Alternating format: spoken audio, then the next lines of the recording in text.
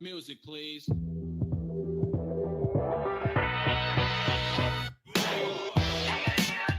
Beautiful. I hear you, baby.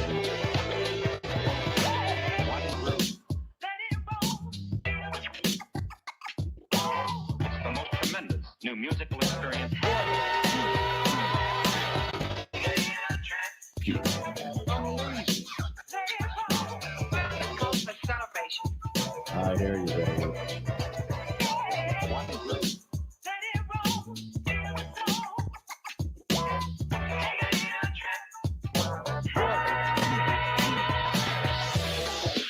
Are we on the air? Are you ready? Mm-hmm. Are we rolling? Can you hear me now? Yep, ready? All right, here we go. 3, 2, 1. You know me. I've been around forever. I know him. I know him. This is the Tony Bruno Show.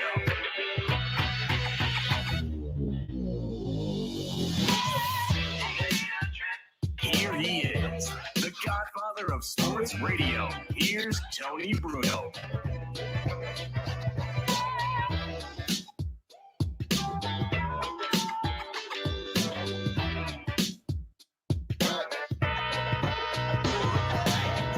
Hello, my little pretties. Welcome to another edition of Into the Night with your man with the plan, Tony Bruno. Miss Robin is here. We gather around the radios, the TVs, the internets, the interwebs, wherever you may be. We thank you for joining us here live on No Filter Network as we do it on Friday nights between 7 and 9 Eastern Time. And if you're watching this on all the different apps, including our buddy up there at Broad Street South, who's north of us. Crap. What? I forgot to hit send. Oh, hold on. Resume. Do I have to already give you one of those, Robin? Okay. You're yelling at me about being ready. Do you know how many things I have to do? You know how many things I have to do, Robin? I even went out grocery shopping Can't believe while you were getting all dolled up for the show. It's an outrage. Anyway, we're underway. And, of course, we're on Broad Street South. They pick up our show. But before we continue, let me just do the right thing on a Friday night. Another long week is gone. You know, we're all happy to be alive. So many people are leaving us every day, including our great neighbor downstairs who passed away on Father's Day. And Robin and I were up here. It was pouring rain.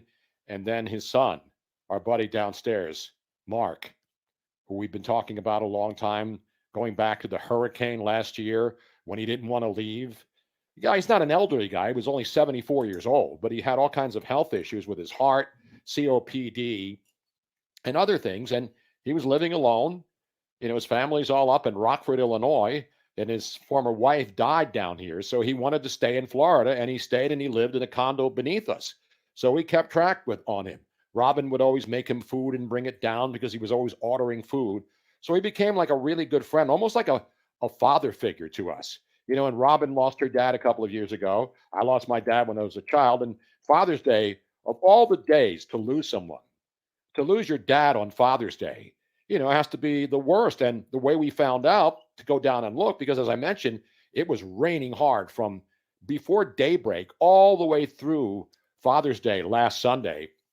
And so I didn't go out and work on the boat like I normally do. And that's when I normally see Mark through his, he comes out and waves and says hi through his porch. And I didn't see him because I wasn't out there. And so his son contacted Robin via text and said, "Hey, I haven't heard from my dad in a couple of days. I've been trying to call him No, it wasn't today." a couple of days. He was trying to text him all day long and call him for Father's Day, and he hadn't no response. And it was like 8:30 at night, and he texted me, said, "Hey, have you checked on my dad yet today?" And I said, "No." It was raining. I didn't go down. It stopped raining. I said, "Let me go check real quick." And I had a horrible feeling. Yep. Um, And we both went down there. and I said, "Tony, do you mind going with me? I don't want to go by myself." And he leaves the back sliding door open for me so that I can just check up on him because he doesn't like going to the front door. And I knocked on the window. He didn't respond. The TV was on, and I had a We knocked on the window because we didn't open the glass door. I had a small glimpse of hope when the TV was on. I said, "Oh God, maybe he's just watching TV." And he didn't respond to the knock on the window. And so I slid open the door and I looked at him and I knew. I didn't want to know, but I knew. And the only blessing is that he didn't look like he had been in pain Right. or anything. He basically died in his sleep, which, Yeah. when you look at all the ways we don't know how we're going to die, to be able to sit there and you're watching your television and then peacefully go in calm and serenity. Yeah. He literally, he was in his easy chair and his arms were still on the armrest. He didn't look like he'd been like grasping at anything. Right. He was just, he died in his sleep. His head was just sort of like slumped forward and that was it. Like he looked like he was sleeping, but I knew that he wasn't responding. And then when I went over to touch him, he was. So obviously it was a tough Father's Day around here, and it was a tough Father's Day for the family up in Rockford, Illinois. They flew down. Worst. That was the worst, having to call Todd and let him know that, I mean, not only, was he unable to get through to his father. And well, he said his father called him the day before and left him a message. Yeah. So he heard from him on Saturday before Father's Day. And then unfortunately, he left us last Sunday, and he was a great friend and a great man. And he was just a good guy to be around. He actually took us out for lobster dinner a couple of weeks ago because when the hurricane was coming in, the storm shutters were not put up by the management people who run this condo complex. So Robin and I ran down there the night before and start putting up these big aluminum or metal. They weren't even aluminum. They were like steel, all kinds of shell. Then you tie them in and they go up on top and they basically cover your entire screen porch area. So if a hurricane comes, nothing's going to go blowing through your screen and into your house. So we did that for him. He was very appreciative. He didn't come east with us to Delray Beach the morning of the hurricane. And so what happened? We were worried about him when we found out that he was okay and he's been a friend and now he's gone. So we pour one out, and let me open a Corona Premier tonight and pour one out for Mark. He's gone, but never will be forgotten. The man was a world-class diver.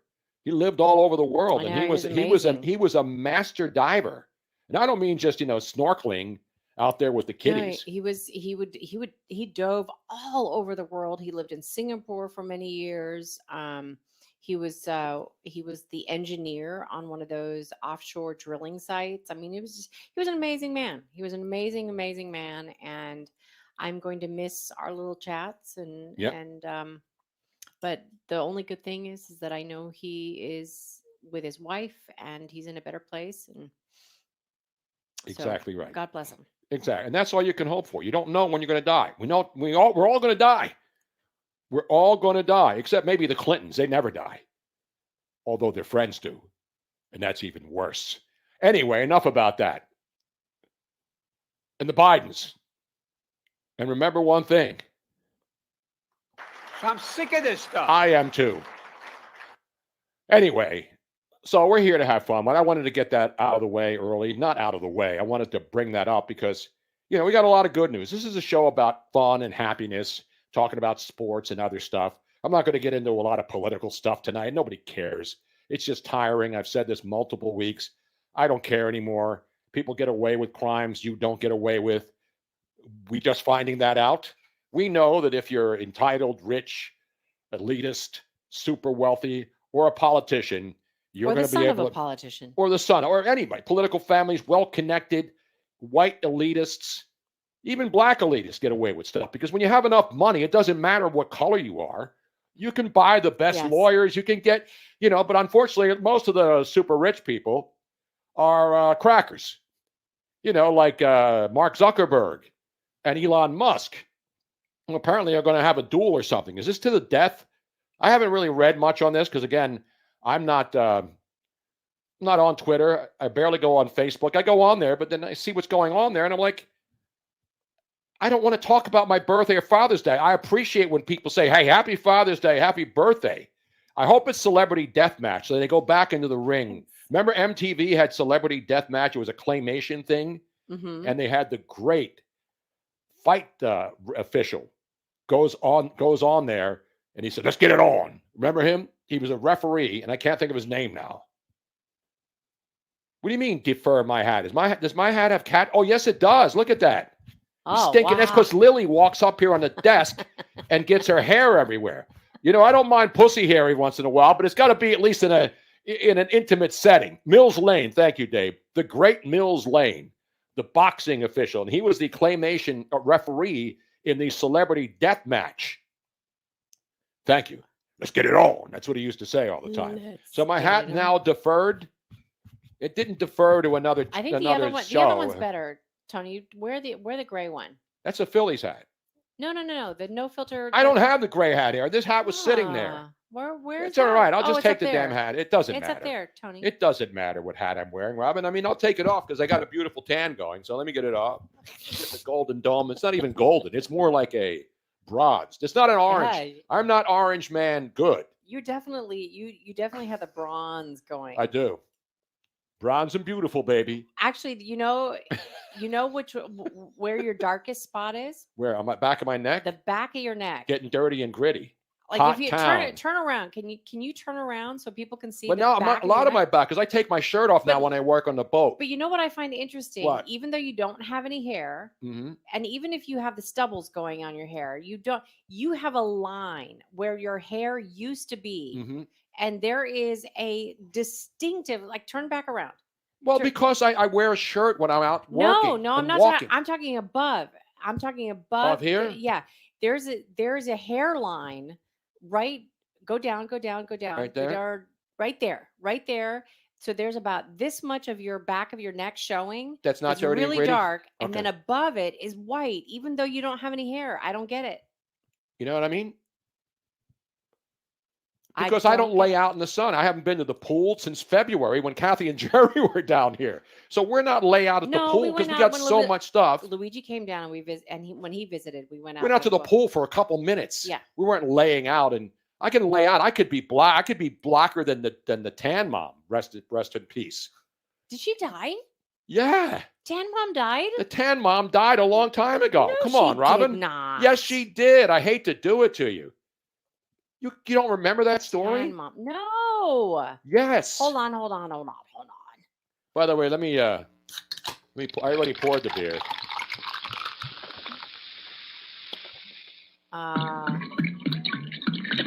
Tan Mom. Patricia Krenzel.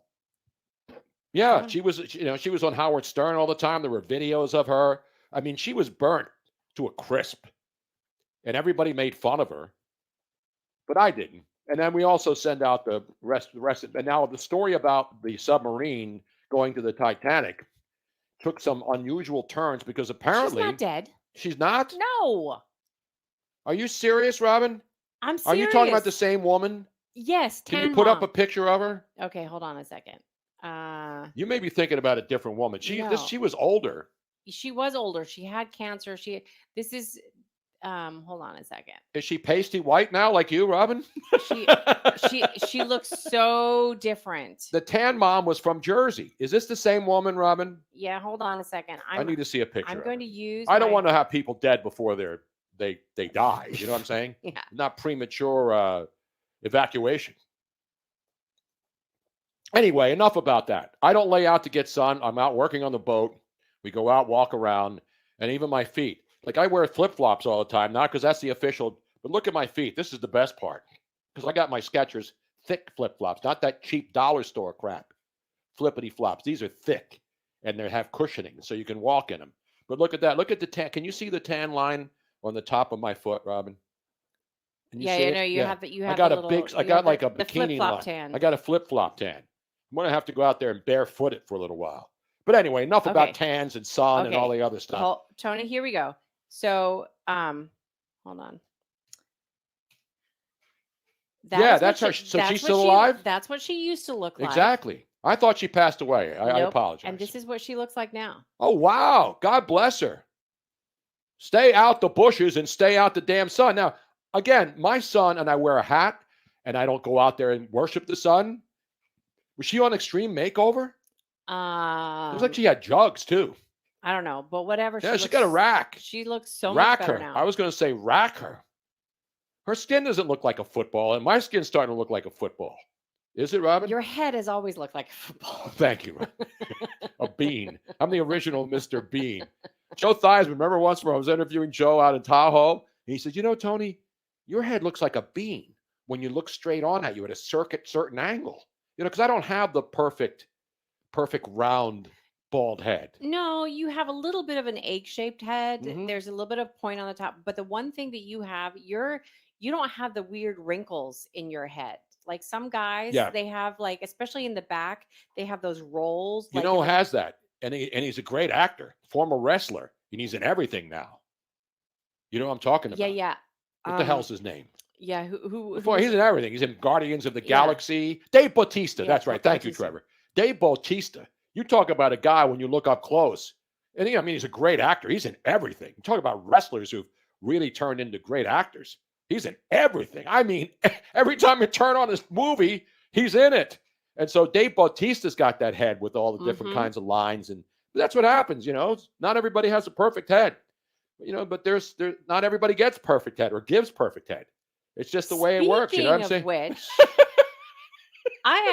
should we just hop right to it? I have a great testicle update. We going to do testicle talk on the show? I think we should. Beautiful. Just because you brought it up, Tony. It didn't I keep telling people. Are we going balls to the wall early on the show? The balls early. And I've told you before, I do not search these stories. These stories find me. And I have a very interesting testicle story. Well, then this is science. This is not some tawdry, this is a titillation story. Well, we do titillation stories. We talk about breasts. Right. We're talking about balls now. Not a game. We're not talking about tits or ass or punani or even BBC. We're talking about balls. As my good friend out in Los Angeles, you know what I'm saying? You know who I'm talking about in L.A.? Yes. Tom Looney. Tom Looney would say, talking about balls. When he would do scores updates, baseball updates. I have a fantastic balls update that even I did not know. All right, let's go to the ball desk. I'm pretty up on all sorts of information and medical stuff. Yes. This is something that even I did not know. Let's go to your ball desk, and not Lonzo Ball or the Ball family or ball jars. Or Lucille Ball, or any of the other balls that you may not know of or do know personally. Not the ball arena. Thank you very much. That's good ball. Not ball bag. Not Harry Balsagna. I don't even know who that is. That would be ball sack. Oh, Also, okay. Get it. I get it. Thank you, Joe Quills. But let's go to the ball desk. And a woman who has a story that even Dr. Fauci, somewhere hiding with his wife, avoiding prosecution and death row for what he caused this country to go through. He's hiding now, but we're not. Let's go to your balls have feeling. Not only do they have feelings, they have taste buds. Let's go to your ball desk. I thought this was a joke. I did too. But it's not. I did too. Excuse me while I whip this Unfortunately, Your this, correspondent, Miss Robin, with this update. Let's get to the damn update, Robin. We got a lot of news here. I know. Unfortunately, in this world, we are finding out a lot of stuff through TikTok, right? And you hear stuff. Not this reporter. You hear stuff on TikTok, and you're like, "Yeah, that can't be real. That can't be real." Well, this is one of them. TikTok has been telling men, like it's people now, telling men to put their balls, their testicles, in something very strong tasting, like soy sauce or something like that. Wait a minute. You're supposed to dip your balls in some sort of. What about essential oils? What about whatever? And they're telling you that you can actually taste whatever you're dipping your sack in. You can taste it in the back of your throat. Who tastes it? The person whose balls have been dipped in the ranch? Yeah, can you put them in ranch? I looked it up, and actually it is true that your ball sack, your testicles actually do have taste buds. How the hell can balls have taste buds? They just dangle there. Well, your scrotum, your testicles, your ball sack, whatever you want to call them, they actually have taste bud receptors. No way. Yes, they do. How about if you have some whiskey? We have to do an experiment. Now, all you guys out there, and even women, if you didn't know about this, perhaps you can do an experiment tonight. Play a little nurse and doctor. Find out. So the person whose balls are dipped into various sundry items, you know what I'm saying? Yeah, exactly. Marquise Johns, who's asking for the taste like balls flavor now at Ben and Jerry's? I know. So tastes like balls. So I looked this up, Tony. Where did you look this up? National Geographic? No, on like medical journals and all that. At WebMD? So, here's the deal. I do want to. They have taste receptors, but they're not taste buds per se. Of course not. They are receptors are on your testicles. Are they in any particular spot, or are they just anywhere? No, it's just so if you dip somebody's testicles in soy sauce, look at somebody's testicles. I look at my own. I don't look at anybody else's testicles. They have the little bumps and stuff on them, kind of like your tongue does, but they're not exactly the same. But here's my thought. So, I went down this rabbit hole today. That's what you were doing when I was outside working? I went down the rabbit hole and I was like, okay, can this because here, I have, ever since my mother made me eat cow tongue when I was a kid, I have this sort of unwritten rule that you don't eat anything that can taste you back. So if that's the case, and if you can taste me back, then I have to seriously reconsider our sex life, Tony Bruno. So I was like, So here's the deal. One of the things that it was a lot of these websites were talking about, if they were true and honest taste buds, then a man would be able to taste if he's got Fromunda cheese or if he's sweating a lot. Yeah, men have. He would suddenly start to be able to taste all that, right? Exactly. I never have anything go. The only taste when somebody's down there is the person tasting it. And I usually have it cleaned up before I do that. You know what I'm saying? So, but apparently there isn't. So next up on Men versus Food. But now my thought is thank you, Matt. You know how there's certain people that if you eat a lot of spicy food. Yeah, but that goes for your digestive system. Wait, just let me finish. Okay. If you eat a lot of spicy food, you suddenly start to not taste it anymore because it gets used to that kind of taste. So maybe the reason men don't taste their own ball sacks in the back of their throat is because they've gotten so used to it. Robin, that is bullshit, because let's be honest, which man out there who's been outside working, in a hot sun and it gets hot, and then you come in and everything's soaked. I literally come in soaking, wringing wet every single day. And then I take my, I know this is disgusting, Robin, and blame it on Robin. I'm not the one who said, let's talk about balls tonight. This is disgusting. This is Timothy science. Clowney is Look it absolutely up. right. Look it up, Timothy.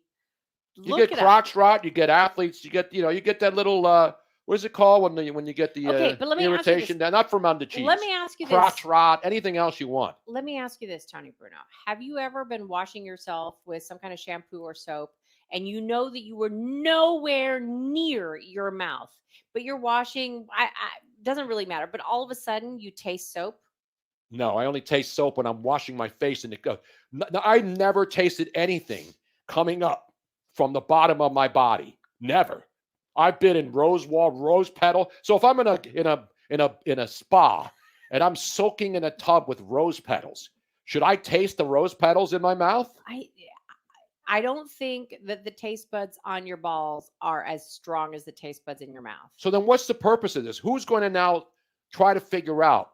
Are you going to just start rubbing stuff on your genitals? I mean, people do it every night. It's entertainment for some people.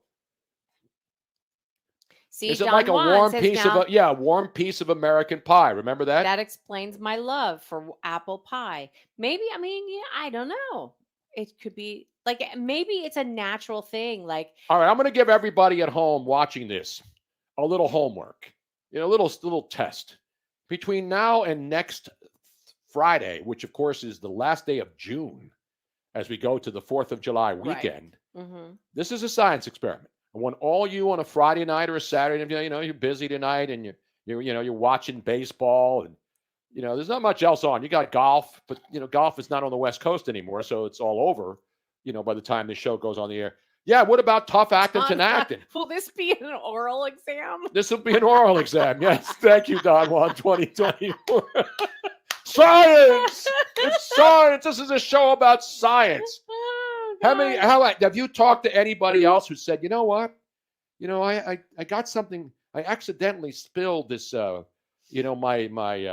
ramen in my groin, and now I can taste, the scallions and all the other cheap shit, the fake shrimp, all the stuff that they put in there to make it taste like shrimp. But no, you know what I mean? I seriously, I have to get reconsidered. For chicken flavor. No, shrimp flavor is the worst. I know, poor people. Shrimp's my favorite. But the ramen? Yes. They don't put what's in there. I don't care. Shrimp is my favorite. I love real flavor. fresh shrimp. I got bait shrimp that I bought at Publix so I can put it in my crab trap. You know what they're putting in those ramen things for the taste? I know, they're horrible. You think they're real shrimp in there? It's horrible for you. The amount of sodium to begin with. It's ridiculous. But here's my point, yes, Tony. I just need to let you know, I'm giving you a warning that I have to reconsider, because if you can taste me back, then I don't know. It's kind of like a cow tongue. Now that's what I'm going to be thinking of, cow tongue. The only thing I want to taste down there is find out what it tastes like down there. And there's only one person that I know that can tell me what it tastes down there, and that would be Miss Robin. Excuse me while I whip this out. Anyway, there you have it, folks. Your balls have taste buds. Tasty, tasty testicles. All right, now let's get on to other important things, Yes. Robin. I don't want to use a whole half hour to talk about balls on this show. We're going to talk about balls. We'll talk about all the baseball going on.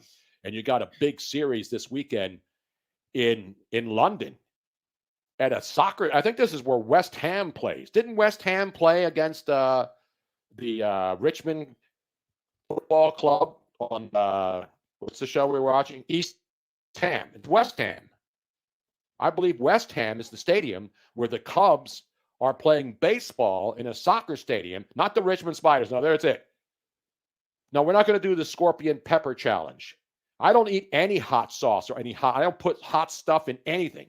Because the thing about hot stuff, sriracha, all these crazy ghost peppers and everything that's so hot, I can't eat it. You know why? Not because it affects my balls, because it affects my ass.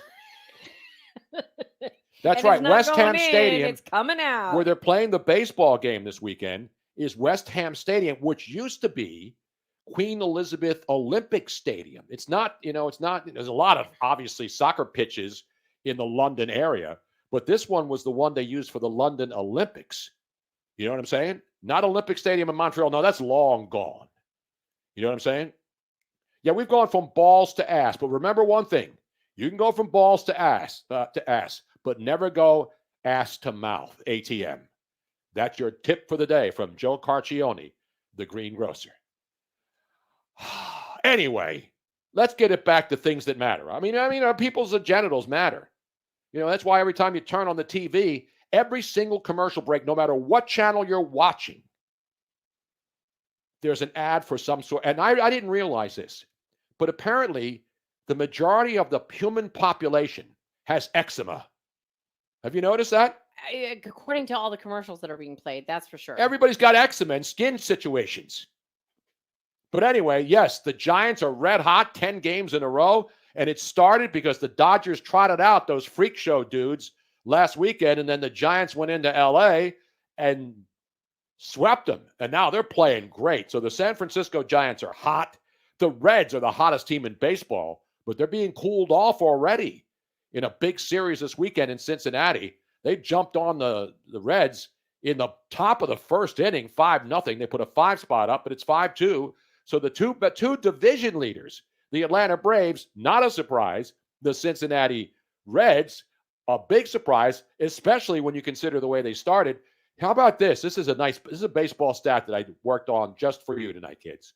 The Cincinnati Reds, back on April 17th, when they played the Tampa Bay Rays, who got off to a great start, they drew 7,375 fans to the Great American Ballpark that day, April 17th. That was the smallest crowd in the 21-year history of the Great American Ballpark. Now, fast forward to June 23rd, and they're playing the Atlanta Braves, first place in the East against the Cincinnati Reds, now all of a sudden in first place in the National League Central. And they not only have a sellout tonight, they may sell out this entire weekend at the ballpark because they're playing the Atlanta Braves. So that's good. First sold-out game since 2012.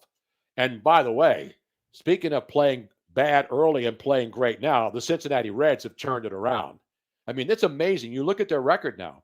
They've won 40 games, but they've won 20 on the road and 20 at home, which is really remarkable when you consider a lot of teams are good at home and they suck on the road, like the Phillies. They're good at home, but they were sucking on the road. They played a little better now. Now they've gone back home and lost 2 straight to the Braves and are playing the Mets this weekend.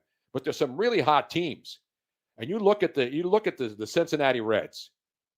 You look at the Giants, 9-1. They're playing Arizona this weekend in San Francisco. And the Giants all of a sudden are 3.5 games behind those amazing Arizona Diamondbacks. San Diego, meanwhile, 9.5 back. In Colorado, they may as well smoke dope for the rest of the year. The only Rocky Mountain high they're going to have is on copious amounts of absolute ganja. They should just stay high for the rest of the summer, Robin. And many of them already are, thanks to legalized weed. But anyway, yes, obviously the San Diego Padres are a disappointment. The Pirates are started off great, and now they are really stinking it up. They're in 4th place now, Pitt. They were battling. First of all, they were in first place. They got off to a great start. Then Milwaukee caught up, and now all of a sudden Cincinnati has moved ahead of the pack. They went from last place all the way to first place. So we got to give them love. Yeah, and Rob Manfred, I ripped him last week. Now he's backtracking his comments where he ripped the A's fans for not supporting that shitty team. And remember, the A's got hot for a little while, and then now they've lost, 8 in a row? Cubs got the broom out last week. And, of course, the Phillies went in there and swept them, too. So Texas at New York with the Yankees this weekend, Mets and Phillies, and the Pirates, 5.5 games out. They've lost 8 in a row. And even your Tampa Bay Rays, who have benched one of their top players for a couple of games because, they underwent, because, Tampa's playing great. Now, all of a sudden, they've won what? They're like they've won 4 of their last 10, a little slump. And now all of a sudden they're starting to worry in Tampa, but they're still up 4.5 on Baltimore. And the Yankees are 9.5 out in the American League East. So a lot of good baseball going on. But the Mets and Cubs, the Cubs and Cardinals at the converted soccer stadium Saturday and Sunday. And people are expecting now, because the fantasy geeks, And I say that with the most affection I can give the fantasy baseball geeks. Even they don't know who to play this weekend in that series. Because when you look at the prior games played overseas, now obviously Mexico City, because of the altitude, that game in Mexico City, there was like a gazillion runs scored, right? Then you had the last game played in London, and the last game played in London was, I have it right here now. The last game played in London was, where the hell was it now? I got so much stuff on my, look at this. How am I supposed to read my own scribbling there? The last game's played in London, and I'm looking where hell I wrote it on here. Anyway, it doesn't matter. They scored a shitload of runs, and now if you're going to play fantasy Trevor baseball, Harris says it's the Yankees-Red Sox. Yankees-Red Sox played in 2019 in London, and they scored a shitload of runs. And then, of course, the Mexico City game, there was a shitload. The Padres, you know what I'm talking about. I don't even know where it is on here. Oh, it was the Giants and Padres in Mexico City last year. That's when it was. And then the Yankees and Red Sox in London in 2019. 50 runs scored, 65 hits, and 10 home runs in a weekend series.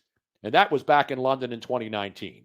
So that's what's going on. A lot of runs are scored overseas. And listen, when I go overseas, I score a lot too. You got the hot chicks in Italy. You got the freaky, sneaky Dutch chicks in Amsterdam. Plus, they're high, and you can go get laid if you have a couple extra bucks and you can pick them out of the winner. You know what I'm saying? I'm not sure I know what you're saying, Tony. You know what I'm saying, Robin. We'll have a public service announcement for our friends out there in Portland, and we have viewer email this week. We do. People listen to the show all over the world, thanks to, Spotify and all the apps, because this show is not just a local Florida show or a local Philly show or a national podcast. It's internationally known, and I've been known to rock the same microphone. It's not on Radio Free Europe, because that's propaganda. Viewer emails. Yes, this is 2005. Shall we go to that now? Yeah, let's do this because we have worldwide listeners. And Paul Rizzo, not Frank Rizzo from the Beastie Boys, remember? And not Anthony Rizzo from the Yankees. And not Lizzo Quills. The name is Paul Rizzo on Twitter. I don't follow him because he can't follow me on Twitter. So he sends a picture to Robin and he says, I'm driving through Spain and guess what I'm listening to on my rental car. So Robin's going to put up the picture now. So this is our friend, a listener who's not from Europe. He's in Spain with his wife. Not Tom Izzo, no. No. This is not the beginning. This is not the strapper line, no. No, There's no picture of his balls in the car. No, there's none of that. This is Paul Rizzo. Rizzo. He is driving through Spain on his way to somewhere. I don't know. And he's been to Spain, but he's not been to Oklahoma. You can see that he's really in Spain. If I go in closer, you can see that his GPS is in kilometers. Yeah, you see it right there. Look at it. Look at the screen. Can you go a little closer, Robin? Yeah, you can see. He's not bullshitting. No, he's actually in Spain. He's in Spain. Is that 95 there where he's going? No, it is. He's on the A1 heading north towards Villafranca de something or another. I know her. Yeah, I know her. He passed by Chobal de Monte Agrasso. Oh, yeah. Así. I love it when you speak. But if you look, fake Italian. If you can see right here on the dashboard. Yes. Now zoom in on the dash right there. Okay, I've zoomed in as much as I can right now. No, I want to see the speedometer. So it shows the speedometer, and he is actually going 113 kilometers. 113 kilometers. That is 70.2 miles per hour, and it's 21.5 degrees Celsius if you're into that metric shit. You know what I'm saying? And you can see that he is playing on the radio the Tony Bruno Show Into the Night. You can't now. Can you zoom in on that, Robin? I thought you can zoom in on the dash where you can see it. This is as much as I can zoom in. Hold That's on. bullshit. I told you to take a couple of different pics, and then we also know what kind of car he's driving. Whoops. There. See, went in too far. Back off a little bit. Now back it up. Go in now. Zoom in now. That's as far as I can go. You just went outside to the other side of the road. Sometimes, you have to believe me when this is as big as I can believe it because you showed me a close-up. This is as big as I can get it. That's what she said. It's not. So it says right there. What does it say? It says the Tony Bruno Show. And he's listening to it in Spain. Yes. Now, here's something else, Tony. I don't recognize. Do you recognize the logo of this car? No, it's a rental car. So I'm thinking it looks like a W on top of a big penis. Can you zoom in on No, that it logo? doesn't. Yes, It it does. looks- The bottom looks like a gigantic penis. It looks. It's not a Volkswagen. No, it it's not a looks- Volkswagen. It looks like a bird. It's not a Tesla. It looks like if you can zoom into that logo, No, no, it's- no balls, like the front on the very right side, under it looks like a It's W. as big as I can make it. It looks like a Seriously. W, and then it looks like a long bent penis. No, And from the it back, looks so like on a the left bird. side, that's where the ball sack would be, and then it angles down to the big head. That's what it looks. And it's not a Maserati. It's not We a looked it up Maserati. because we do research on this show. We're not just throwing shit against the wall. We leave that up to the news channels. It's not a Tesla. It's not a VW. You know what it is? We What- figured it out. What is? Yes, we have. Yeah, it looks like a W standing on a Mandango's cock. Absolutely right, Joe Quills. It is a Czech car. Czech. Czechs. Yes. It is a Skoda. Not scrotum. No. Stay away from. Let's get away from the scrotum and balls and cock talk. All right. Do you have to pronounce it differently? Like, is it Skoda? I don't know. It's Skoda. Well, I think played for the Flyers when he was drafted back in the 80s in the Broad Street Bullies day. That's not Jaromir Jagr's car. No. That's not. Give me some other great Czechs. Skoda. Not a Wanky. Martin Straka, Peter Svoboda. That's great. Czech. Not Czech mix, which is great also. That's good Czech knowledge right there. The Czech Republic now, not Czechoslovakia, if you're scoring at home. Skoda International Car. It's a Skoda. It's spelled Skoda, right? Yes, but it has one of those weird things over the Umlaut? S. Is that what it's called? It has the. No, I don't know what it's called. Because it's over the S, not over the O. If it was over the O, then it would be an umlaut or something like that. Weren't the Stasny brothers Czechs too? The great Peter Stasny and his 16 brothers? But this is a Skoda. Skoda. Yes. Roman Czechmonic. That's another good. See, Jack O'Donnell and Trevor Harris. Good hockey heads right there, man. Not checkmate. And not Peter Svoboda, yes. But I think the Stasny brothers were Czechs as well. A lot of great Czechs played in the National Hockey League in tennis. You know what I'm saying? Not Ron Swoboda. No, that's a different guy. Hey, Tony. Yes. Can I, since we're doing appreciation, since our fans were showing us appreciation, showing us where they were listening to the Tony Bruno Show, can I do a little appreciation for everybody that's listening? Absolutely. What are you doing to give them? Because I just want to thank them. You know, nothing major, but I want to thank. Have you been drinking tonight, Robin? Just a little bit. I've only had one drink so far, but that might be improved upon as we go further. Plus, we'll have an NBA update. Further into time. Wait, no, we don't got- interrupt me when I'm appreciating. Let me just tease what's coming up. We've got an I-95 update from Yes. Philadelphia. We've got a deadly animal up on animals attack, and you will be surprised at what the most deadly animals in the United States are. We'll have a snail and an orca update because orcas are running roughshod all over the world, not just at SeaWorld. Ever since we freed Willie, those sons of bitches are going batshit crazy, man. This is not a porn star update. No, it is an actual update. But I want to, speaking of actual, I want to Yes. thank it. So we want to thank Paul, who obviously was listening to us in Spain. That's wonderful. We love hearing. Paul Rizzo. We would love hearing about the people all over the Yes. world that are listening to us. I want to thank Trevor from the 203. Absolutely. Now, Who was here just 1 he week was ago. he actually gave us his hand-me-down computer, which is now what I am able to put the videos on so that Yes. my computer. Robin looks like a DJ at a Las Vegas I club. need more. She's I need got how many more. computers do you have going right now? I have 3 computers. I have 2 Soundboards and a uh, microphone. I am just going crazy. So I love that. So Trevor, And Trevor wrote 4 term papers on that. And And he it's didn't even working. use Chat GBT. he didn't even know that it still worked, and I figured it out. But I want to thank all the people that are listening. Do you know how many places we're on right now? We are on Let's count them down now. Twitter Spaces. We are on Facebook Live, YouTube Live. We're on YouTube Live right now? Yes, on no. I thought I saw Matt Raposo out there in the Bay Area saying, I look great on his 85-inch big screen. Yes, and Yes. we are on No Filter, so that's 4. Mhm. Am I forgetting something? Oh, and then we're also on the not bleacher. We're on the Aren't south, we the on the Broad Bleacher Street. Brothers No, we're on network? Broad Street South. Broad Street South and Um, Caffeine TV. and Caffeine TV. Like we're freaking everywhere. Like Exactly. we're exploding, not imploding, because that would be sad. And then Jack O'Donnell from his lovely partner Ruth, who happens to be Jewish, she said we're on in Israel on YouTube. That's from him, not from me. Don't come after me. Okay? I love YouTube. I do too. I like what's the other dating site for the Jews? J-Date. Thank you, Trevor. J-Date, yes. You know those Jewish chicks, man. I don't care what you say about them, man. Oy vey. You know what I'm saying, Robin? Yes. Oi. Hey, But let's get- I loved it. My daughter's marrying one. I know. I know. You know, Rod Caru's a Jew too, Robin. And we met Rod Carew in Minnesota. Yeah, J-Date. No need for it if you live in Palm Beach, Broward, or Dade County. Thank you very much. Oh, it's a 55-inch.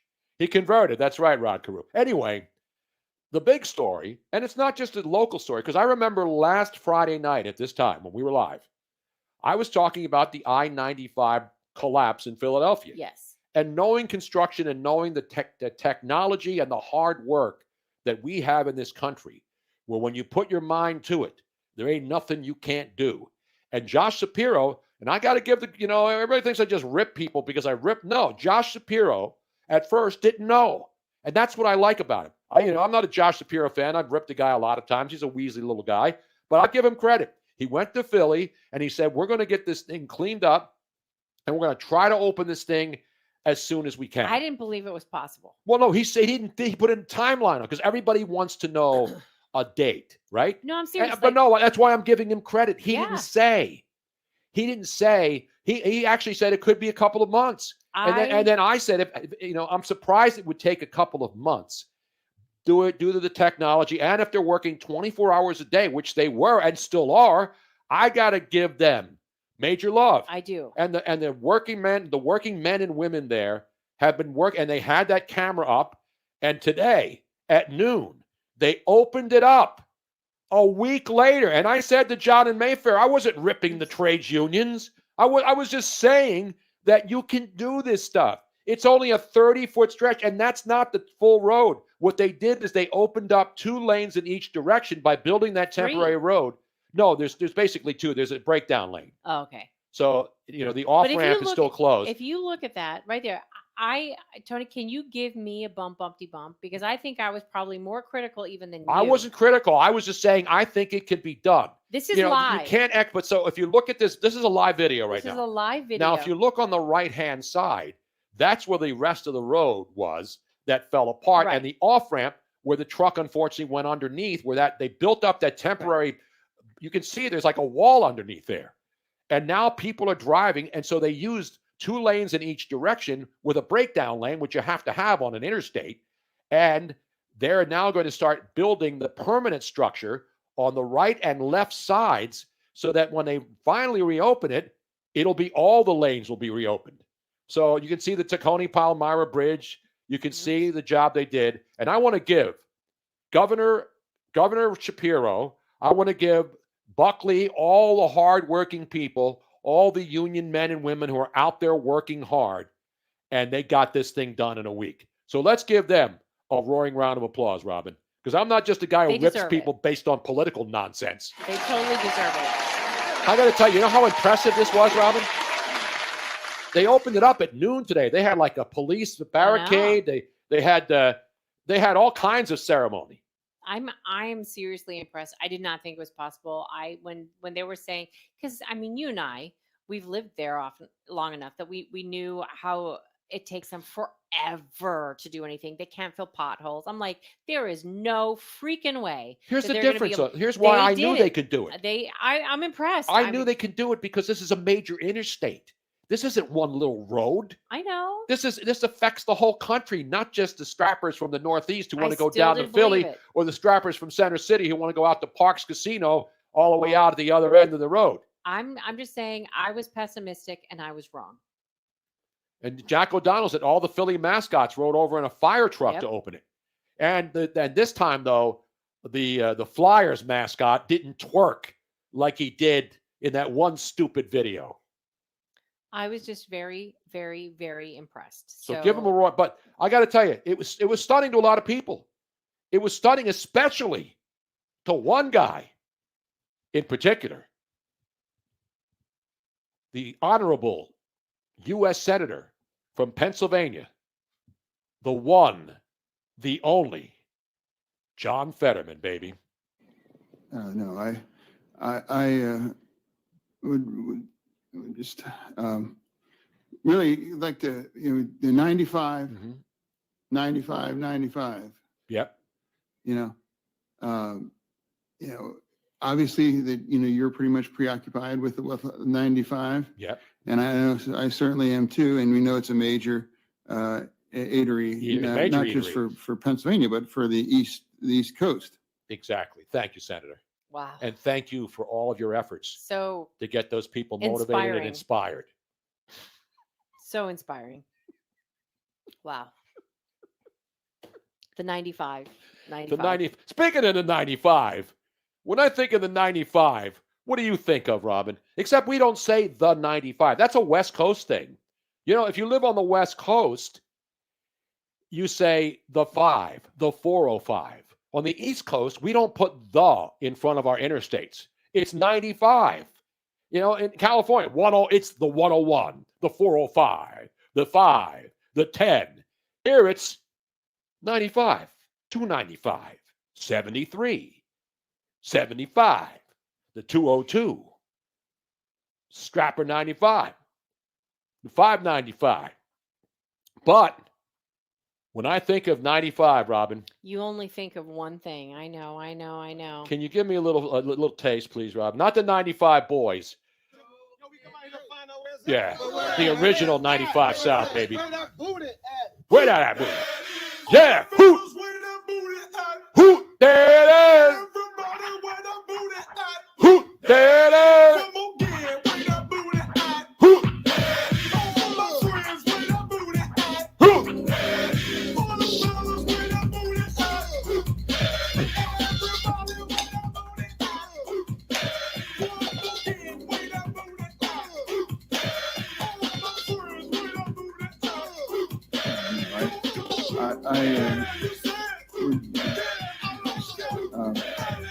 Really like the 95.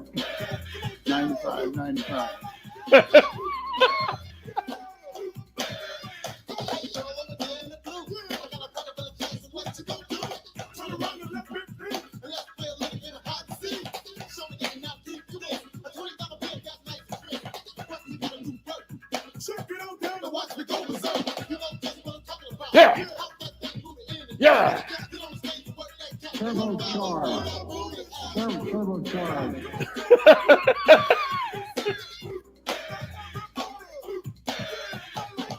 All right, Tony Bruno. Come on, Robin. The 90s era, there were two songs with There It Is, and that's one of my two favorites. That is Hoot, There It Is by 95 South, who I believe were helping to get that 95 open. John Fetterman, I had his reaction. No, I would just really like the 95, 95. Yeah. Hi, good night, everybody. Exactly. Now remember, there were two songs that had "There It Is" as the exclamation. There was Hoot, WHOOT, 95 by 95 South. That's the group. And then you had Hoop, There It Is. And you know who that was from, Rob? Yes, that was from Tag Team Back in Town. Remember, and the tag team guys did a commercial for ice cream. No, what was it? Remember they were doing it was Geico. It was a Geico. Thank you, guys. It was a Geico commercial where they're doing the ice cream scoop. They were doing scoop. There it is. And then the guy at the end screams, sprinkles. Now, who's cat? Now we have Lily already in the picture here. She heard all that. Yeah, give me a little tag team. Come on, baby. In effect. Make some noise.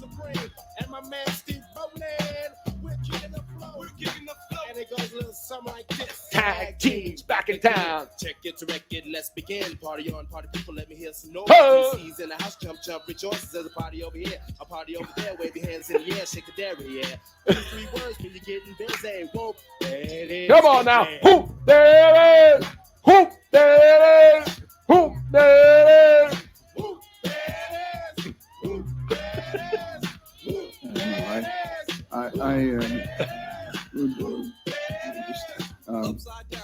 Really like the 95. Yeah, baby.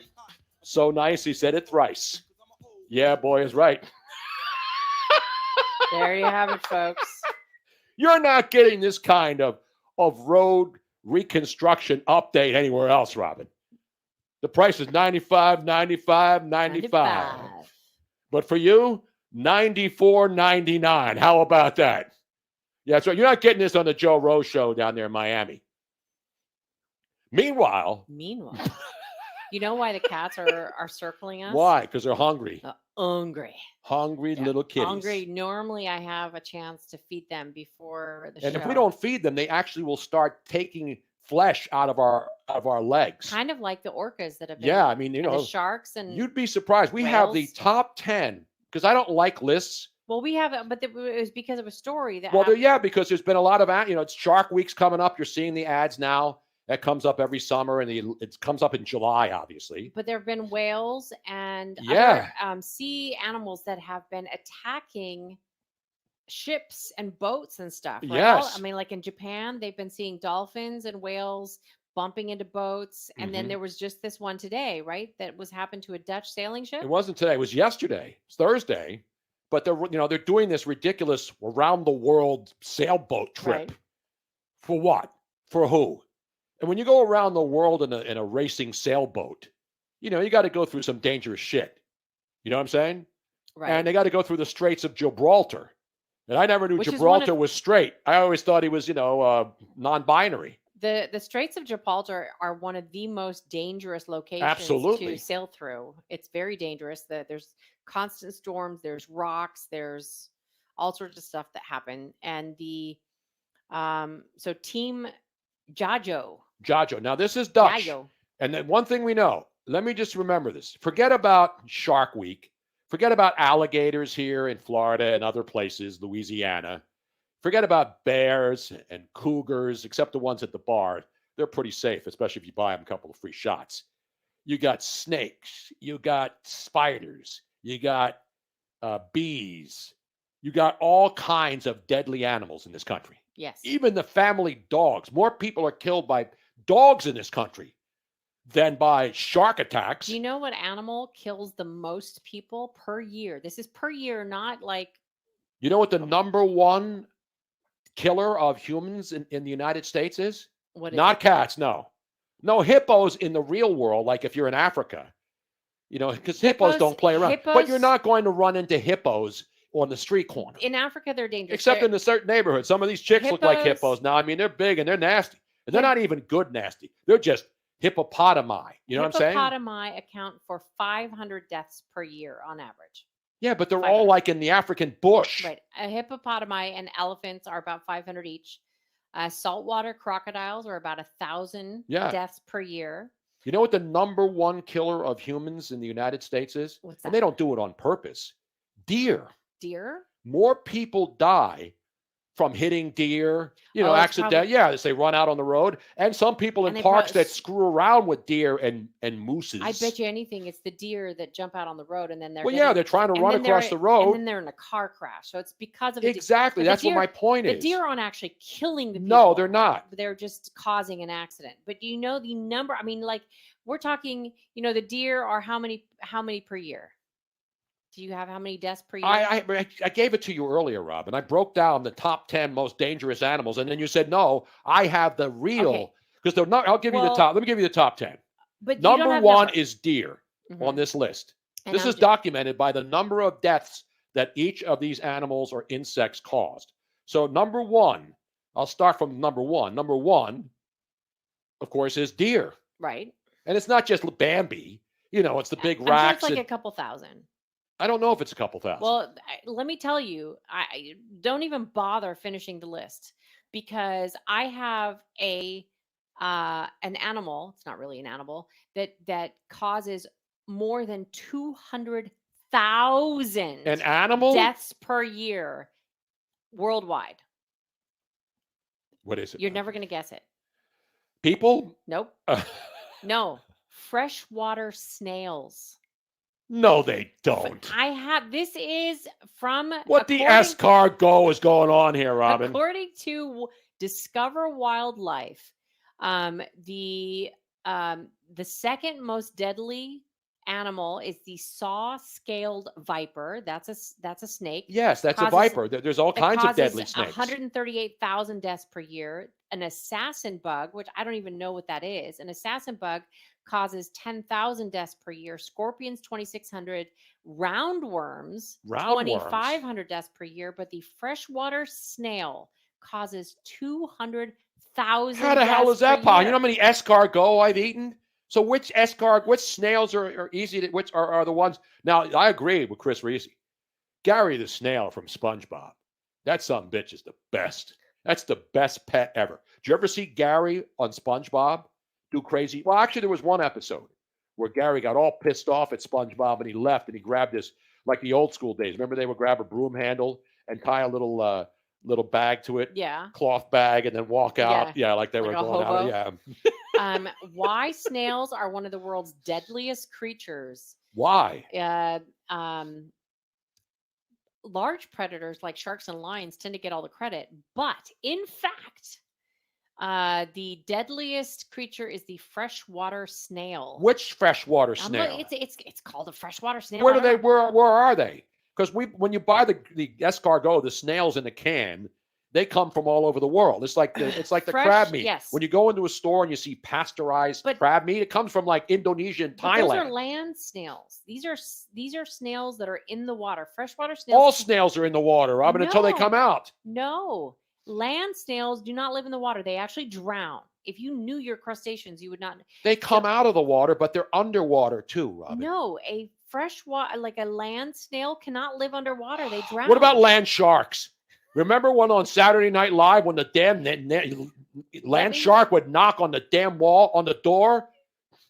Suzanne Sokolow, a disease ecologist at Stanford University's Hopkins Marine Station, says that freshwater snails carry a parasitic disease called schistosomiasis. What? I had some of that the other night. And it infects nearly 250 million people, mostly in Asia, Africa, and South America, and it is one of the world's most deadly parasites. Well, these people in these other countries eat all kinds of shit. Pangolins, I mean, to them, it's food. You contract it from wading, swimming, or entering the water in any way, and the parasites basically exit the snails into the water and seek you out. Ooh. I'll still eat them though. The Italians like put the whole snails in the sauce. You ever see that? And they have it. I like it. Yeah. And I don't like snails. I mean, it's the same, nobody big when I see, can I taste the snails with my balls? Only if it attached. Here's a test for all you tonight. Go out and get yourself a leech. I remember when I was young, there used to be, drugstores on the corner before we had all these chains. You would go to I remember I had a black eye once when I was playing baseball and I got hit in the eye with a baseball and I got a gigantic shiner. I mean, it was huge.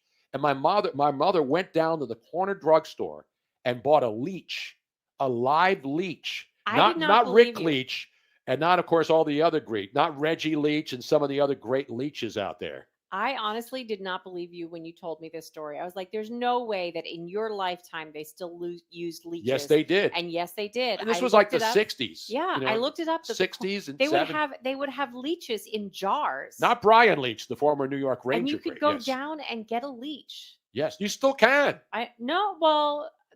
It's coming back. It's no, it is. People are still using them because what they do is you put them on something that's why doesn't Dr. Pimple Popper have a whole jar full of leeches instead of just lancing that thing and have all that shit spew out all over the place?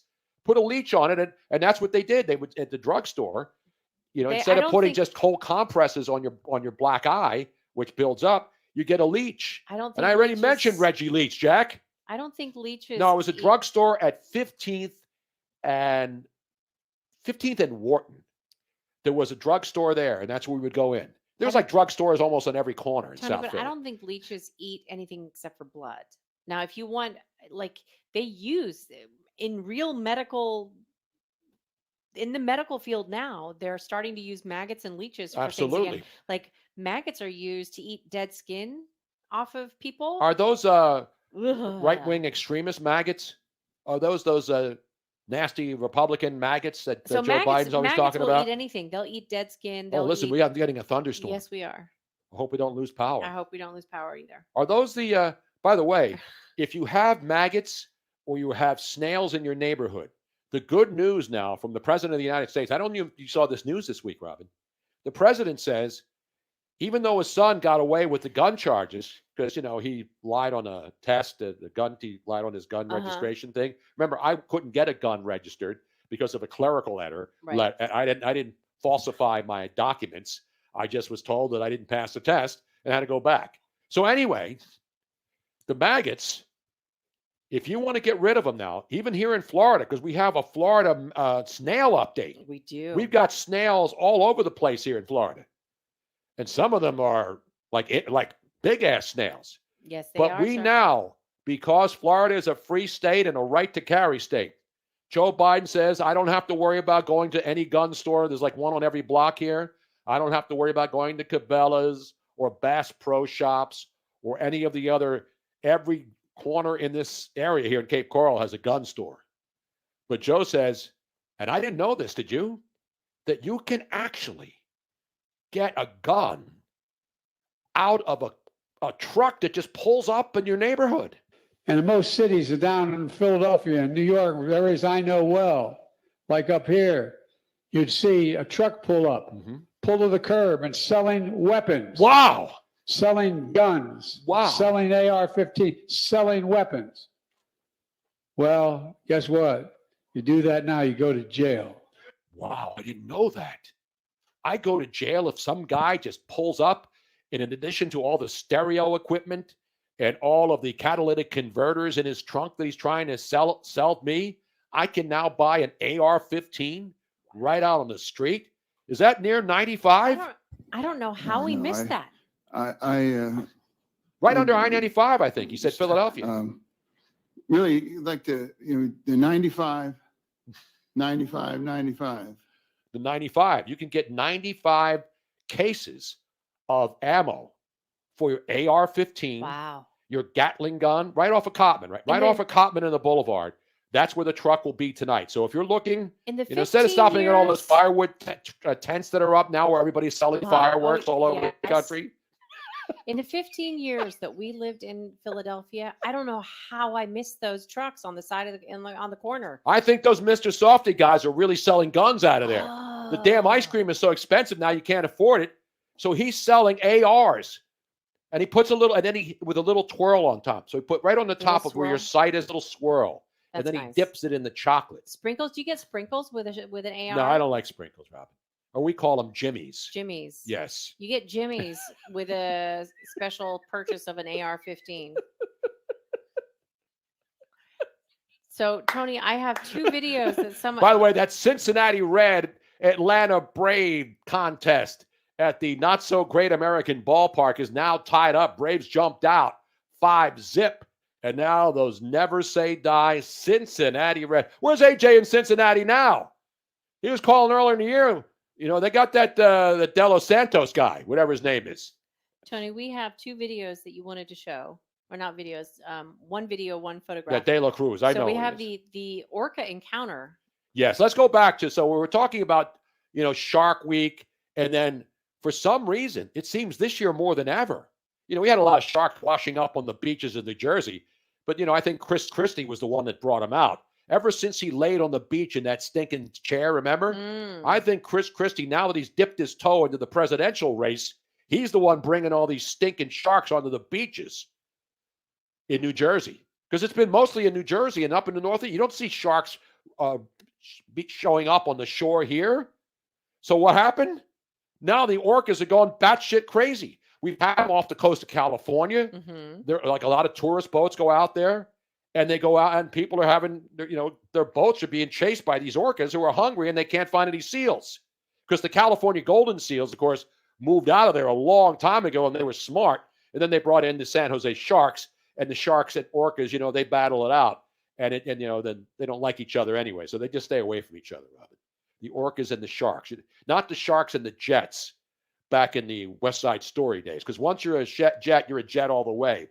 From your first cigarette to Aaron Rodgers coming to save the day. You know what I'm saying? Meanwhile, so let's go out into the middle of wherever sea they are in now for this worldwide sailboat race where they go like 37,000 nautical miles over the course of a year for some stupid trophy and to pick up hot chicks with hairy underarm pits who dig French guys. But you know who don't dig French guys? Orcas. When you take your stinking I thought sailboat. these were Dutch guys. They were Dutch guys. Okay, you said French guys. I'm sorry, no, the same thing. Europeans. The smelly Europeans, the French, the Dutch. You can tell they don't wear deodorant, a lot of these people. But hey. I wonder if they taste their balls. Probably. No, they have somebody to taste it for them. The dinghy tastes it for them. Anyway, let's go out there and get it. This is actual video of a shark. Not a shark, orcas. Not one orca. Not two orcas. A pod. Not three. A pod of orcas attacking the stinking Dutchies. Let's go to the tape. Get ready. 8-4 down.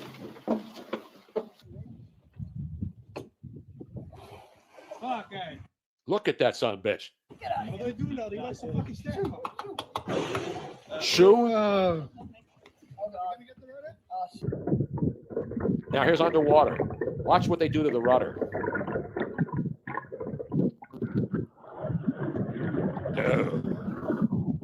Look at that. There's the rudder. That son of a bitch just took a chunk out of that. Look at that. Yeah, it's like scratching its head. It's like a cat. And he could rip that stinking rudder right off, and those Dutchies would just hit the ground. It was scratching its head. It wasn't attacking it. It had an itch. Scratch that itch. Sometimes you just have an itch. You got to scratch it. Right? Just watch out for the blowhole. Oh, my God. Fuck. They're going to get the rudder? Those are freaky, deaky Dutch. See, they're still chasing that rudder, Robin. I know, but I don't think it was actually attacking it. I think it was just using it to scratch its head. I don't know, Robin. There's more. That's not. Is he scratching it there? They're both doing the same thing. That is so wild. Dude. It's the Battenberg. I know. It's the camera. See, he sticks the camera under there. They camera back GoPro. underwater. These stinking Dutchies are liars. They said they were attacking the stinking rudder. They were just scratching their noses on it. Those lying bastards.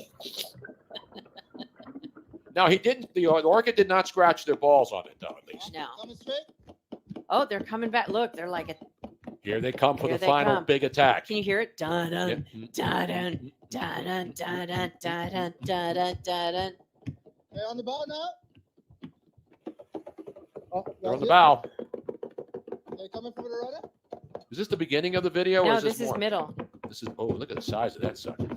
They're so pretty, too. They You don't are. realize that they'll rip your head right off. Oh, my God. I like how these Dutchies are banging on the Yeah, on the like boat. that's gonna do Like, anything. get away. We have tape of the Dutchies. What are you going to feed him? Get away from here. Get. Get. He had beautiful hair. Yes, he did. I don't believe that it was actually attacking the boat. To me, it looked like they weren't opening their mouth. They were just bumping their I head agree. against- Now that I've seen the video, after a Zapruder film type interrogation. Yeah, they're the same guys that bang on the glass during the National Hockey League game. Yeah, the Dutchies don't play hockey.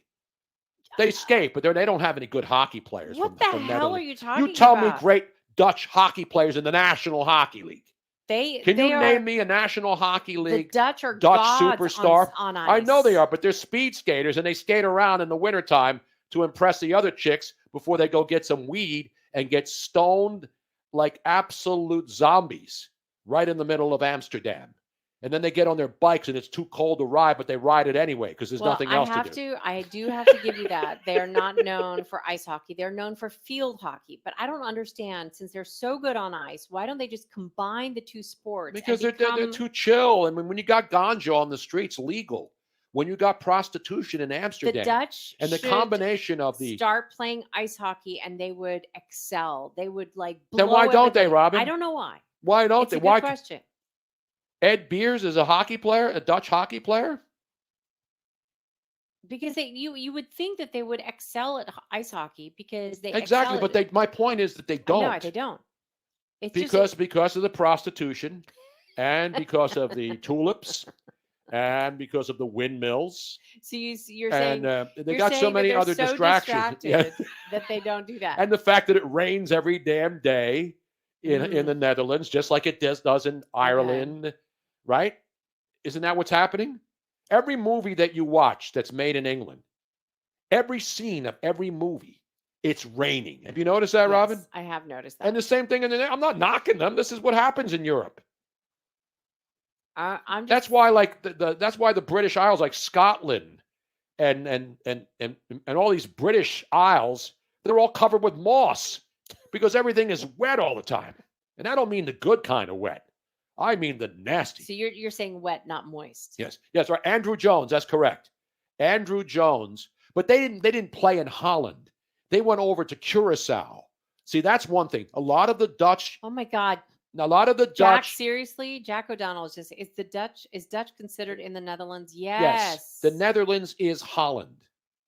Holland and is Dutch the Netherlands. Are people that live in the Netherlands. And Amsterdam is a city in Holland or Netherlands. And even though Holland is utilized as the country as a whole, it's actually only one of the provinces. It would be like calling the entire United States California.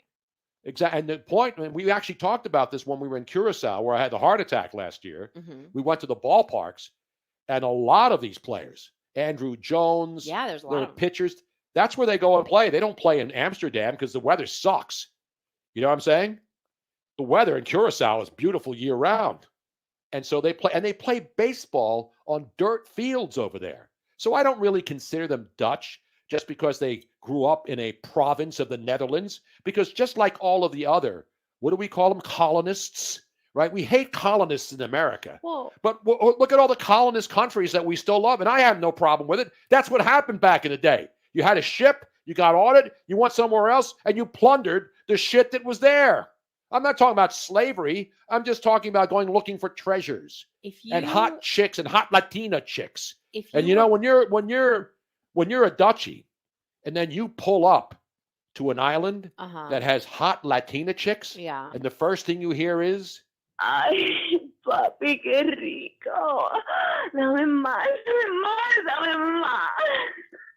Exactly right, man. Who can turn that down? You know what I'm saying, Robin? You know what I'm saying? Yeah. Me so horny. Me so horny. Me love you long time. Exactly right.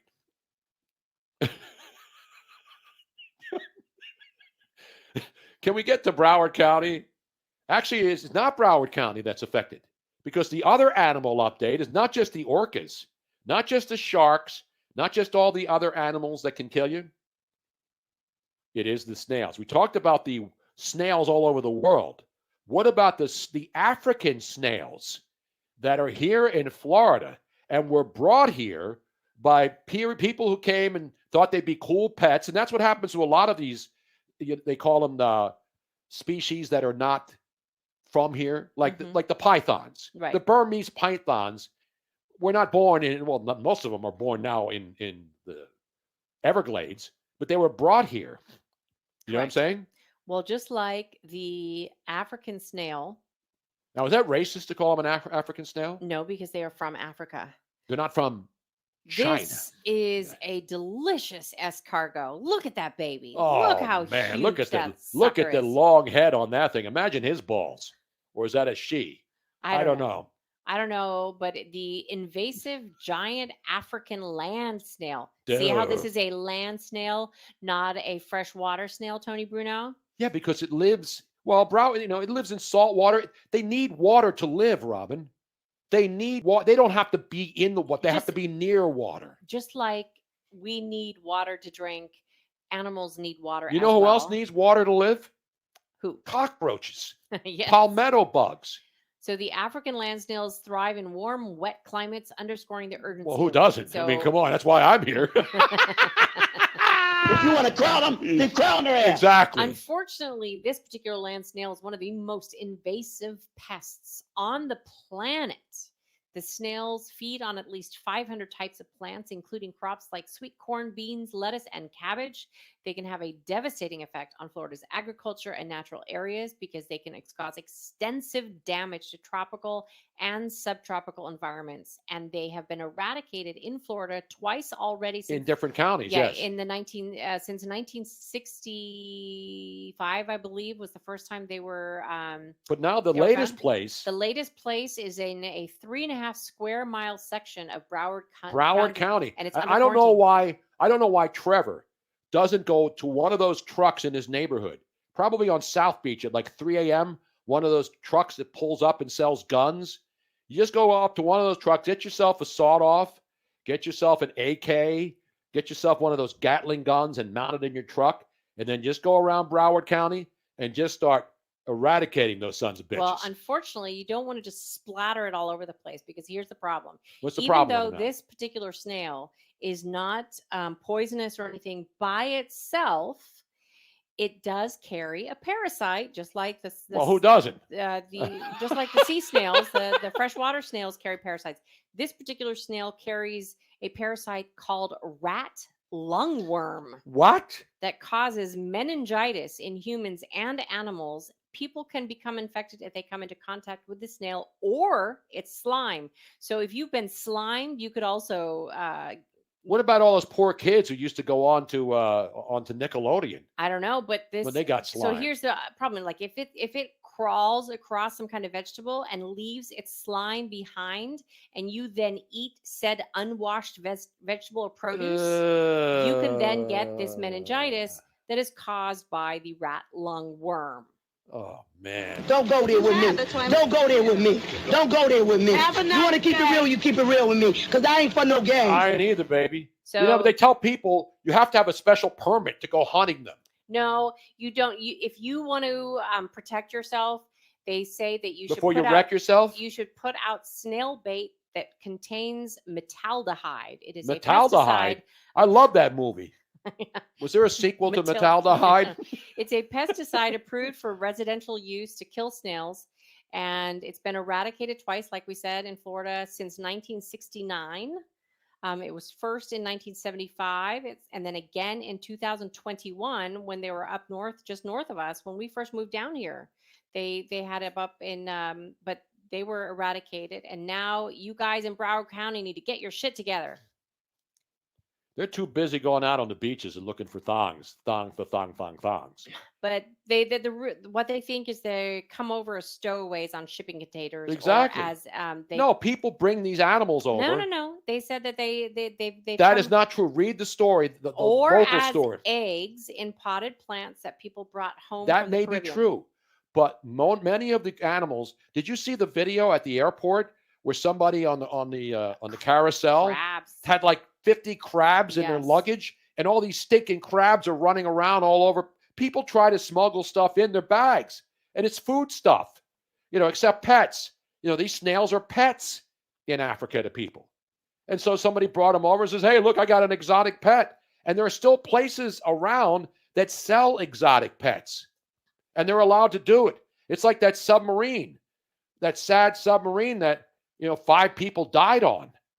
Yeah, there was a video in California last week where orcas were attacking one of those boats that go out and whale watching boats. And then there are people just out there minding their own business. Yeah, I mean, there's exotic pets everywhere. I prefer exotic women. Yeah, this was the video that we saw of the crabs. Let's see. This is at an airport, and who's bringing in the crabs? Other than look at them. Look at all the crab. Look at some those crabs. I haven't seen that many crabs since the Kardashians left an NBA weekend, All-Star weekend, man. Wow. Look at that son of a bitch. That is Miami How'd you International like- Airport. How would you like to Crab.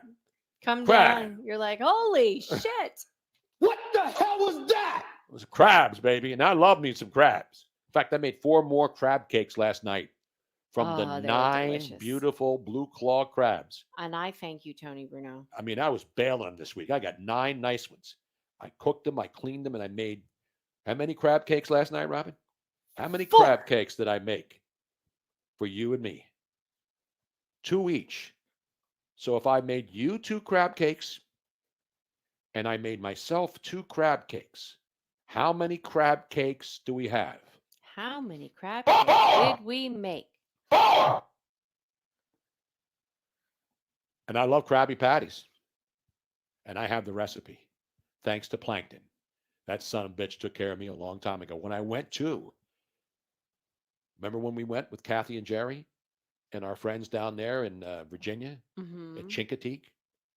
Oh, we went to the Krabby Patty. The Krabby Patty is an actual restaurant. It does not exist anymore. It's gone? It's gone.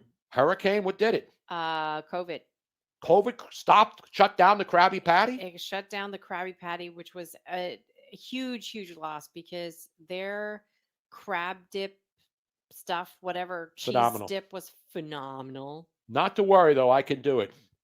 I can make the best crab cakes and the best crab dip, Robin. Now, Tony Bruno, we have people that are waiting in the wings. Would you like to bring people? We have.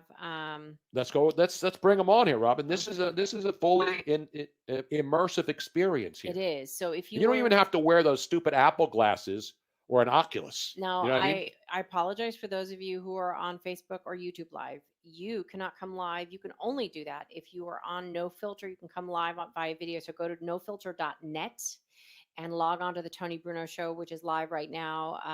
If it is a Friday night between 7 and 9 p.m.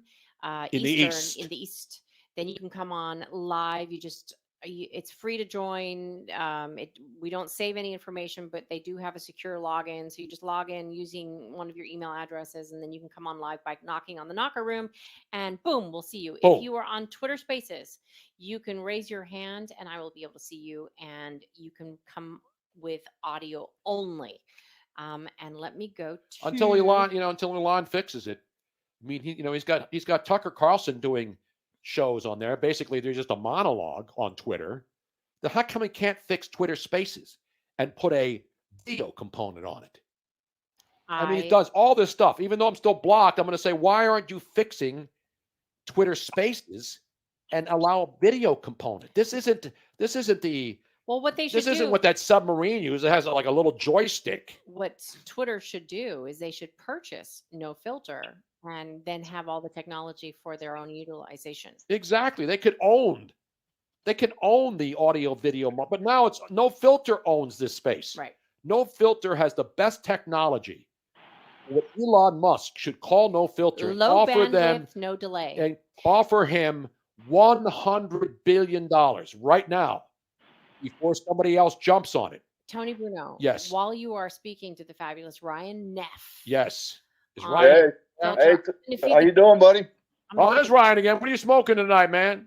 Oh, the same as usual. An Asylum 13, it's called. Asylum 13. Isn't that where Jim Kenney puts most of his ex-girlfriends and people that he disagrees with politically?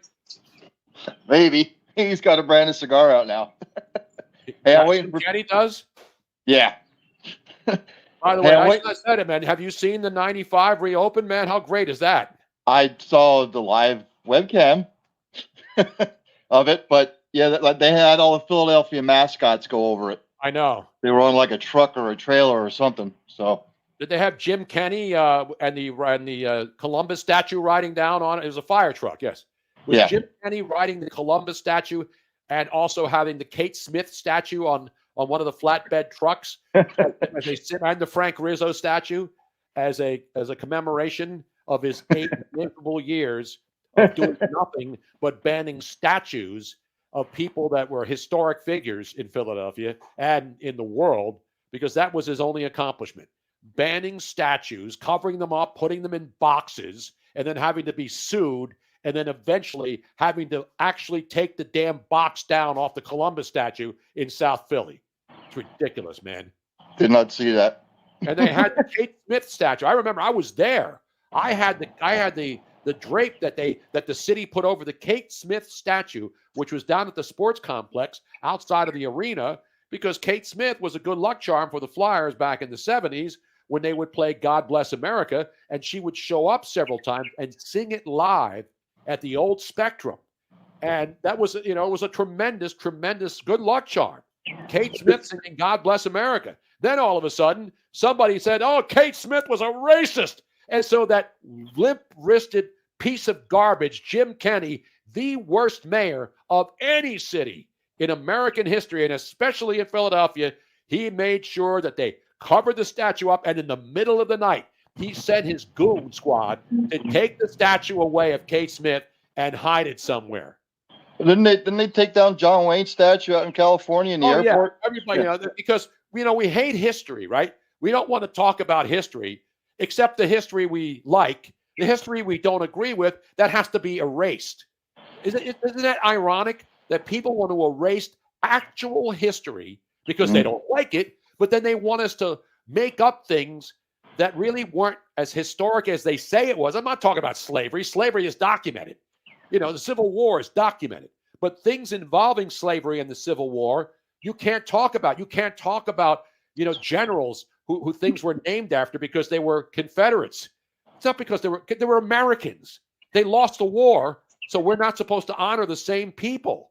So it's just ridiculous, man. I don't understand the logic of people who say we have to have another day for this historic event while we're erasing other historic events. History is there. You can't erase history. You can only learn from it. And that's what really pisses me off right now about how this thing is bad. And, the selective morality that I've been talking about for over 50 years on the radio. This isn't something that's new in this day and age of all the stupid, I got to take this side or that side. And if you take that side, you're this. And if you take that side, no, it's called common sense. Use your common sense. I believe, who was it that said that? It was, you know who it was? Use your common sense. I think I have it in here. Did you put that in here, Robin, or is it not in there? Ridiculous. I'm sorry. Go ahead. Hey, I got to get your take on something since I'm a huge college football fan. Yes. What's your take on the Big Ten and the SEC doing away with divisions? And then, look, the SEC is only going to play 9 games within the conference, which I think is stupid. I think they should play 10 and 2 non-conference ones. But what's your take on that? Because it anymore. Common sense, and I love college football. College football is doing everything in its power to just make 10 or 15 schools eligible to play for the national championship. I mean, all the, San Diego State wanting to move out of the Mountain West, or the USC and UCLA moving to the Big Ten from the Pac-12. How does that make any sense? It was the Pac-10, then it was the Pac-12. I mean, it's just ridiculous, man. It's just ridiculous how college football is just absolute. Nobody knows who plays in what conference, where they play, where the school is. It's just, it was the Pac-8. Yeah, I remember those days. Mm-hmm. How does this make it easier for fans? Now, at least in football, most, you can't be one and done and leave. I mean, in college basketball, every one and done kid leaves, and that's why it's hard to keep track of who's going where. Now you have the transfer portal where, if a kid plays for got picked by a good school, and then he doesn't like it anymore, he goes to another school. So that's what's happening. And now everything is just it's just an absolute, it's hard to follow, especially sports where kids can leave. And I'm not knocking the kids for leaving after 1 year. I'm just saying is, how can you follow all these programs when the turnover of players, I mean, even in the pros, the turnover of players is hard for fans to follow. But now in college sports, it's impossible to follow. Well, I said this 5 years ago. I said and the SEC always seems to be the leader on everything. Yeah. Once the SEC in the SEC, but they can't. Once the SEC and the Big Ten, I said 5 years ago, once they do away with the divisions and they go just to one conference, This is just a stepping stone into them trying to form a super conference. Not saying it'll happen, but I think this is the first step in that taking place. You may be right. I mean, and people complain. I mean, I've been complaining back before the BCS days. I remember when we were okay with the AP and the UPI polls being released on Sunday after the games were played on Saturday. And then, the coaches with one poll, and then you had the media on the other poll, and they would combine the two, and they would be pretty close. And that's how they determined who the best teams were. Now, the problem with that was when you had the coaches poll, the coaches didn't fill them out. They had their sports information directors fill them out because the coaches weren't watching every college football game on a Saturday. So that became a mess. And then, the media poll, now because of the conferences, it's always the super conferences. Every once in a while, you'll see a team sneak up there, and get in the top 10 and their fans go crazy. But when was the last time an absolute out of nowhere team won the national championship in college football? Well, I've also said that they should do away with the AP and the coaches poll and get rid of it. Let the teams play like half the season and then come out with rankings. I agree. Well, they do that now. They don't put out the rankings. I mean, they put out a preseason poll, but that doesn't mean shit. No. And they really shouldn't even put out a preseason poll because nobody knows what's going to happen. You're right. There should be no poll. Go out and play. They can't base it on last year's national champion. It's like basing the NBA polls on who just won the NBA. How many people would have Denver, as the best team in the NBA before the season started? Not very many. Right? And they played it out. And I give the NBA, at least, we're seeing some new blood. The Miami Heat makes an unbelievable move with the play-in. The Denver Nuggets come out. They didn't come out of nowhere, but they meshed together and they earned the NBA championship. They didn't luck into it by getting a good draw. And they played all the good. Miami played the best teams in the East and got there. And they were barely in. Before I get off here, I want to get your take on the Porzingis trade to the Celtics. I see it's 50-50. I see analysts ripping it apart, and I see other people are like, they needed a big man. He was probably the best big man available. I think it makes them better. Well, it depends on how you look at it. Obviously, Boston's trying to change things up, but Marcus Smart was a stud for them. I mean, he was a guy that did it all. I mean, he is a physical player, and it's interesting that Porzingis, who was the Knicks' top pick not that long ago, is now 28, and he's back in the conference playing for one of their rivals. Right. I mean, that's how crazy the NBA is because a lot of these young kids, the same thing that happened with Jokic. When he came out, he was drafted, 41st? Mm-hmm. Nobody thought highly of him. And the bottom line is he played and got better every year. And he's been the best player in the world for the last 3 years. And there's no debating that. Marcus Smart's another guy. You're right. Trevor Harris nails it. Going to Memphis, he'll be the adult in the room. He's the guy they can look up to. Boston has, they have a lot of guys that you could say are leaders, although, it didn't look like that when they were playing the Sixers and played a couple of crappy games, and then they had to turn it back on and finally won it in Game 7. But then look at Miami. Miami went back and forth. Both teams had bad shooting nights because everybody shoots the three ball too much. And, if you're not making the three ball, then you keep shooting until you do, and then the team that makes it one night. So that's what happens.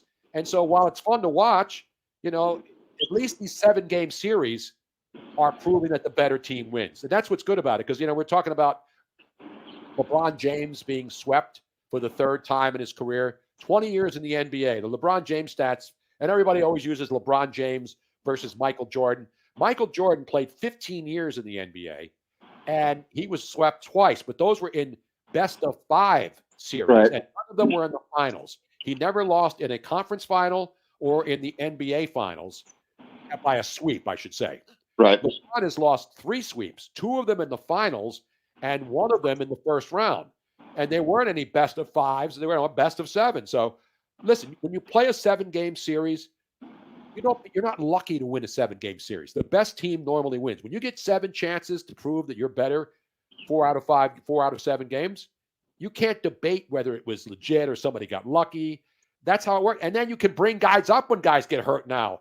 Right. If a guy gets hurt, they can go sign somebody and bring him right in. So it's not like the old days when you had to play with 7 guys, and if your best players were hurt, you couldn't go get guys off the street and put them in there. Now that's what sports has become. So, the transfer portal and guys opting out and turning down $40 million to not stay on the same team, to me, that's what it's all about. So the fans who get emotionally involved with these players, thinking that they really care about the city that they play in. Of course they play when they're there. They're going to say that. Now, there are guys, who play for teams and they wind up living in that city because they love it. Look at hockey players. A lot of them stay in the cities where they played and won, and they raise their families there. But we're in a different world now. Players want to have multiple homes because they make so much money. They don't want to stay in Philly when it's cold in the winter. They don't want to stay in Buffalo when it's after the winter ends. They want to go away where it's warm. And same thing, with Bryce Harper. Bryce Harper plays in Philly, and he lives in Vegas. And so, he probably has a place in Philly. So that's the world we live in now. So there's nothing wrong with it. Times change. Players change. But when you see guys opting out of a $40 million guarantee, you sit there and you say, what? What? Yeah. Two of you have a great weekend. If you take the boat out, stay away from orcas. There's no orcas down here, except, in wintertime, when all the shoebies come down, all of the, what do we call them, Robin? The snowbirds come down. You'll see plenty of orcas, hippos, and other assorted sea creatures who are not normally in the seas. No, the snowbirds are all gone now. Now you're seeing just the finest, the cleanest, the fittest, the best thongs known to men, women, and children. And I mean thongs for the two genders that still exist. Because as I've said many times, and it's the mantra of the show every single week. You know what it is, right, Robin? Have a good night, you two. Good night, all right, Ryan. Smoke that cigar, baby. Yes, sir. Just remember, everybody, I don't care what you identify yourself as. You can call yourself whatever you want. But science, which this show is based on, proves one thing and one thing alone. Boys have a penis, girls have a vagina. Boom. And tonight we learned that men who have penises, real men of genius, who have penises, also have balls that can now sense whatever is on them. Yes. Taste it. Can you taste those balls? Not the spicy balls. Not the sweaty balls. Remember the great bit from Saturday Night Live? Sweaty balls. Sweaty Taste balls. My sweaty that balls. was the last time that, what's his name? Alec Baldwin did something remotely funny. Right? Mm-hmm. Can we play the sweaty balls bit, Robin? Can you find that? If you give me a second. Okay, I don't mean it immediately because you have to look for it. But we also have a public service announcement tonight. Do we have anybody else who wants to pop on now before? Because I want to make sure we get some calls in here right tonight. We do, and I believe we also have somebody on Spaces. The person on Spaces disappeared. Those dirty, rotten bums. By the way, we have a public service announcement too. we have Trevor, who we want to thank in person for his fabulous computer. Well, we thanked him in person when he was here physically last week. But And they drove all the way back in the same night, man. He's an animal. We haven't really talked about the Zuckerberg steel cage match with Elon Musk, but maybe everybody's picking. Now, who would you pick, Robin? Obviously, they're not going to fight. Zuckerberg couldn't beat his way out of a wet paper bag if they gave him every meta thing available. So this one's a tough one because Zuckerberg has recently been doing all these physical things. Like he's been starting to surf and all this stuff. Like he used to be a pasty white. Now he's just Did he start doing push-ups on Pepsi Cola bottles, or is that old school? And the thing that I feel like is that Zuckerberg is one of those guys that talks a big talk, but I cannot picture him ever. Like even when you saw him in front of Congress, he's a wimp. He was totally wimpy. He just completely backed down. So I don't feel like he has a backbone in him at all. Whereas Elon, even though I don't know what he's like physically at all, I feel like just his mental state is stronger than Zuckerberg's. So I think that just walking in there, if he has this air of confidence, Zuckerberg. Now, what is this? This is not a steel cage match. What is it? A debate? Idea. I don't know. No, it's supposed to be a fight, right? A fight? I don't know. I don't know. I saw a headline. I don't even follow that shit anymore. Ever since Elon Musk banned me, or one of his stooges did. It wasn't Elon who did it. I know it is. Whoever did it, they work for him. But anyway, I don't care. I just look at Twitter. I can still see what's on it. And all I see is political shit. And then I turn it off and just go back to my life and go, I work on the boat. Anybody who's obsessed with politics every second of every day needs to re-examine their lives. Unless they work for political parties, which most of the people apparently on Twitter do. Meanwhile, slugfest in Cincinnati tonight. They're in the 6th. It's 9-7 Red Legs now. Can we still call them the Red Legs? The big red machine is back. 9-7 in this ball game, and they're in the 6th inning. The Rays are breaking out of it, but of course they're playing the Royals, who are 11-26 on the road. And now, I think they're still ahead of the A's now because the A's have lost 8 in a row in the battle for the worst. And then the Phillies leading the Mets, Yankees and Rangers in a big weekend series tied up. Brewers spanking the Guardians, who have been playing well. And the other games, Nationals and Padres, really, in San Diego. Plenty of seats still available out there at Petco Park, where even the pets don't go to watch the Washington Nationals. Astros and Dodgers and the Diamondbacks and Gigante coming up later on the Friday night. Two good teams. The Giants have been great. The Diamondbacks have obviously played great all year. 46 wins. But the Giants have been extraordinary. And you know me, I'm no Giant or Dodger fan. I just look at teams and say, this team is really playing well. And the Giants are playing great. Cincinnati and the Giants right now are just absolutely tearing it up, man. Tony, Speaking of tearing it up. Speaking of tearing it up, we're actually going to go to the Philly Godfather. Oh, Philly Godfather in the house tonight? Joining us through Spaces. Why is he on one of those audio-only platforms like it's 1970 and we just got the new Commodore? Actually, this was like 1986 when the Commodore Presario all-in-one computers came out for $3,000. Maybe he's like in his living room just chilling like in his underwear or something. He doesn't have it on the big screen. Aren't you watching it on YouTube in all of its glorious color where you can actually smell and taste what I'm cooking tonight? You got the best memory in the world, Tom. I got to give it to you. Commodore 64 and television, you name it. Oh, you had all man, that stuff. exactly right, man. That was the first computer I bought my kids. When my kids were in high school, that's when the Commodore Presario came out. And that was a big deal because it was all in one. It was built in. The terminal was right there. And then how much did you pay for that thing? Like $3,000. Dude. This is back in the 80s. And then the kids are like excited. I could do homework. I don't have to go to the library. And then you go online and you go onto like dial-up. AOL. And then you would I need a picture of President Lincoln. And then you hit it. And then slowly it would start filling in. Yes. And it would take like 10 minutes for the picture to Yeah, you'd finally go out, complete. you'd go and you'd like go have dinner. And by the time you came back, it would finally be loaded. It wasn't AOL at first because that was No, what was the first internet dial-up? Basic. Wasn't it like you? I remember when my parents got their first laptop. This wasn't a laptop. No, I mean, but it was the first. This is home even computer. before cell phones. And I remember playing Frogger. Frogger. I didn't even kiss her. We were playing Pong. Remember Pong? Oh yeah, that was the best, man. You get that was thing. the first. That was the first one. You bounce it on you had to know it's like if you were a good pool player, you could play Pong because you knew the angles to come down. You knew geometry. Exactly. And nobody knows geometry better than I do. No. And there was a war game. What was that, Combat or something? Was that other game called Combat? No, that was a TV show back in the day. No, it was called something Tank. Wasn't there something Tank? Maybe Tank. Yeah, it was something like it was Pong and some war game. I forget what it was. And the graphics are unbelievable. And like you would put Space Invaders was good too because the things would drop down and you'd have to move over and shoot those sons of bitches. You know what I mean? Yeah, you had Space Invaders. You had Defender. Yeah. You had Star Castle. You had a bunch of them back then. Yeah, right, man. Those were the good old days, man.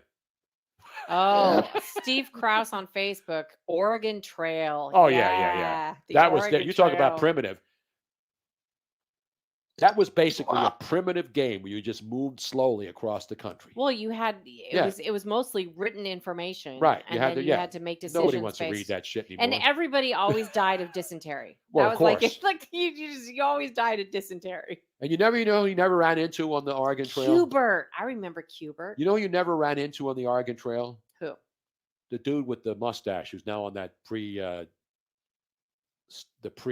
what's that big popular cowboy show? Oh, Sam Sam Elliott. Sam Elliott. Sam Elliott. You never ran into Sam Elliott on the Oregon Trail. He'd blow your head clean off, man, if you messed around with him. Just with his voice. If Sam Elliott, you ran into Sam Elliott on the Oregon Trail in a covered wagon, you weren't messing with him, man. Lori Sheets says the first thing that she looked for was porn. Well, that was on Prism. If you were in Philadelphia and you had Prism, the cable system, they had hockey. They would have hockey games on an NBA games. And then after the games ended, like 11 o'clock at night, they would go to a subscription-based porn service where the picture was scrambled. And you had to have a special box like the old HBO illegal boxes. When I bought an HBO illegal antenna in New York when I worked there in the 80s. And it looked like a long microphone. And you put it on your roof, and you were able to get the HBO signal. Just one HBO channel. You put it up there, and then you dial it in, and then you would get HBO. But if you didn't dial it in, here back in the day, the thing that was really funny is that the audio was fine. Yes. You could hear the audio crystal clear. But if you didn't get the full picture, if you didn't pay for it, you would call what we called Picasso TV. Yeah, that's what Prism was. Prism was you'd wait, and every once in a while it would freeze for like 1 second. For 1 second, you'd see like the full breast. And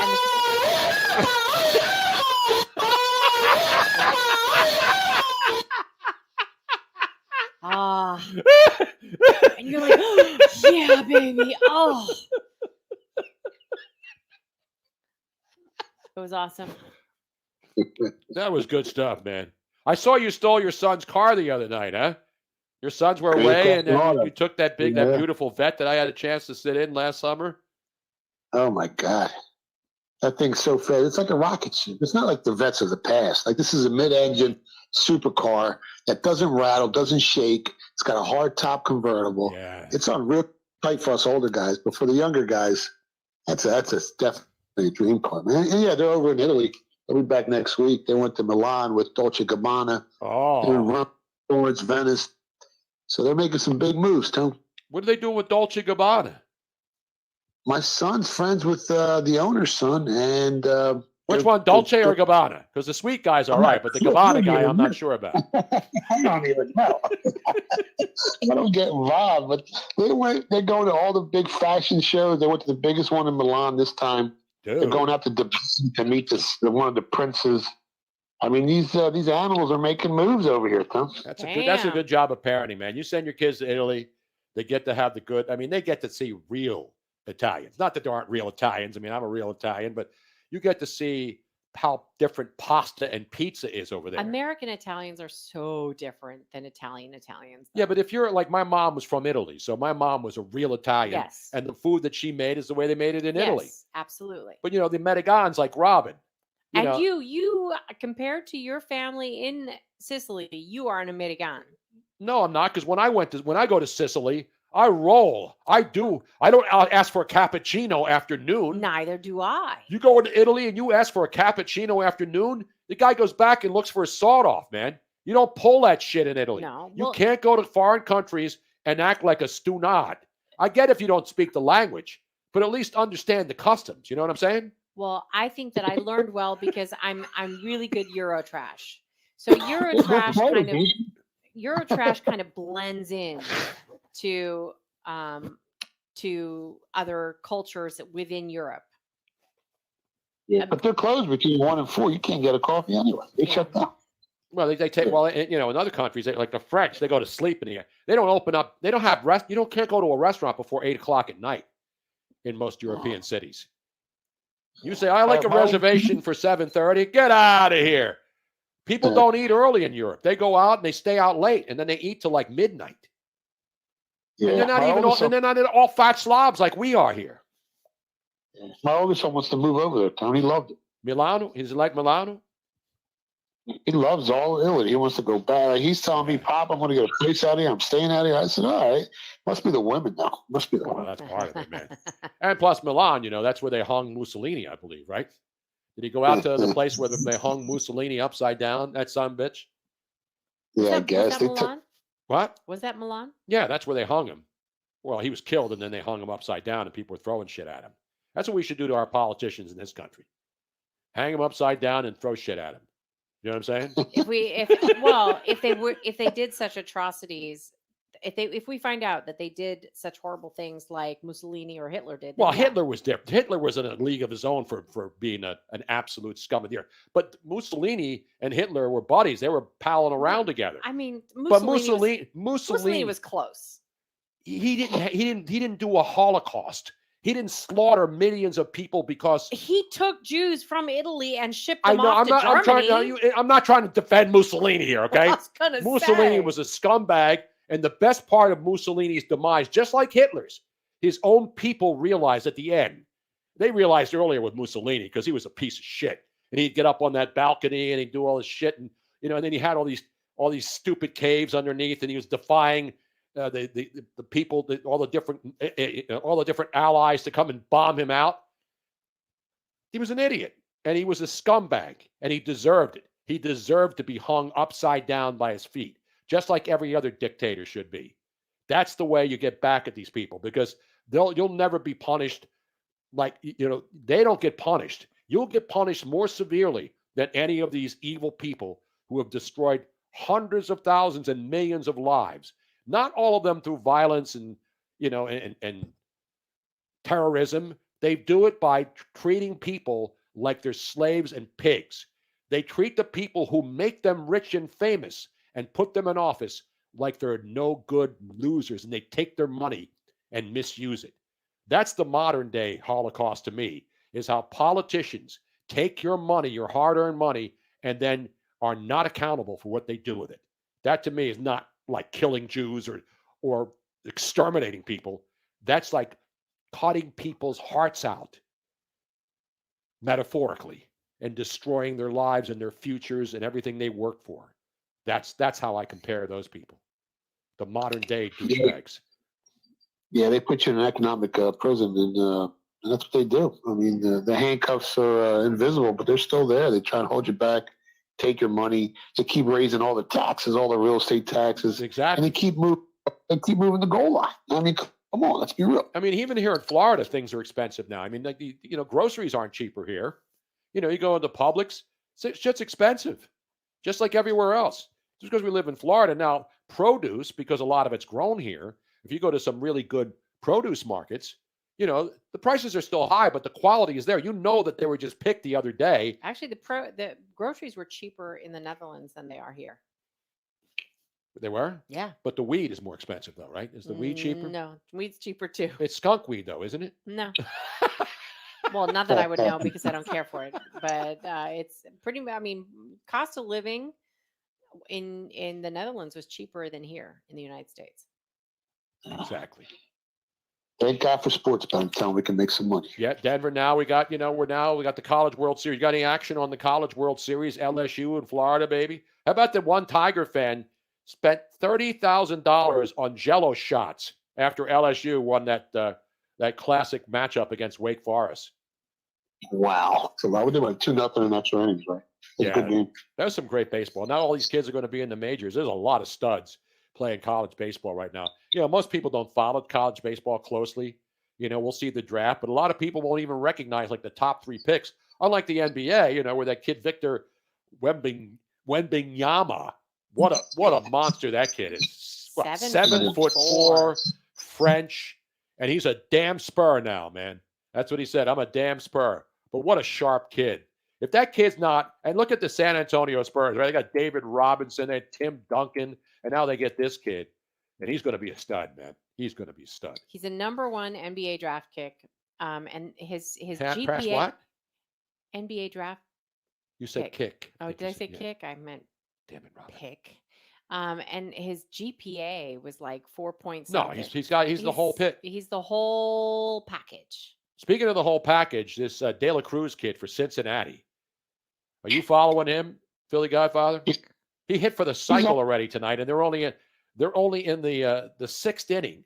He hit for the cycle. The Reds have 11 runs on the board. The Braves were up 5-0 in that game. It's 11-7. But that kid is really, you talk about turning a franchise around with one guy. That guy is the new face of Cincinnati sports. It's unreal. They're a young team that's not scared of anybody. They've won 11 straight, and in that time span, their run differentials plus 26. They're coming on strong. They're in first place in the Central. That division's wide open. Now, the Cubs do have a better run differential in the year, plus 26. But it's going to go down. I think it's going to come down to the Reds and the Cubs. And, I mean, we took them at 10-1 to win the division about 2 weeks ago. We took the Reds just because they were starting to catch fire. But this team's fun to watch. Right now, you can grab 100-1 on them to win the World Series. Yeah. And to be honest, I mean, if they keep playing like this, who's going to beat them? Their pitching ain't there yet, but they can go out and get some pitchers before the trade deadline. Yeah. This team becomes very dangerous real quick, though. Yeah, the Phillies at home are up 3-1 now on the Mets. They're in the bottom of the 6th in Philly. And the Cubs are playing better now, too. But you're right, that division, I mean, look at Pittsburgh. They're in 4th place now. I mean, that's how fast it changes. And, it's still anybody. Milwaukee's still there. I mean, so that's one of those divisions, unlike the American League Central, which is an absolute disaster area. Yeah, both those divisions are wide open. The Rangers, on the other hand, best run differential in baseball. Yeah. I mean, they surprised a lot of teams at the beginning of the season. I think you could have got 100-1 on them. I mean, and now they're in first place. The Tampa Bay Rays, they're always a very smart team. They spend the least and get the most out of those teams. They play smart baseball. They got great management, so they're going to be there. The Yankees have some issues, some injuries. It's probably going to be the Rays and the Rangers in the AL.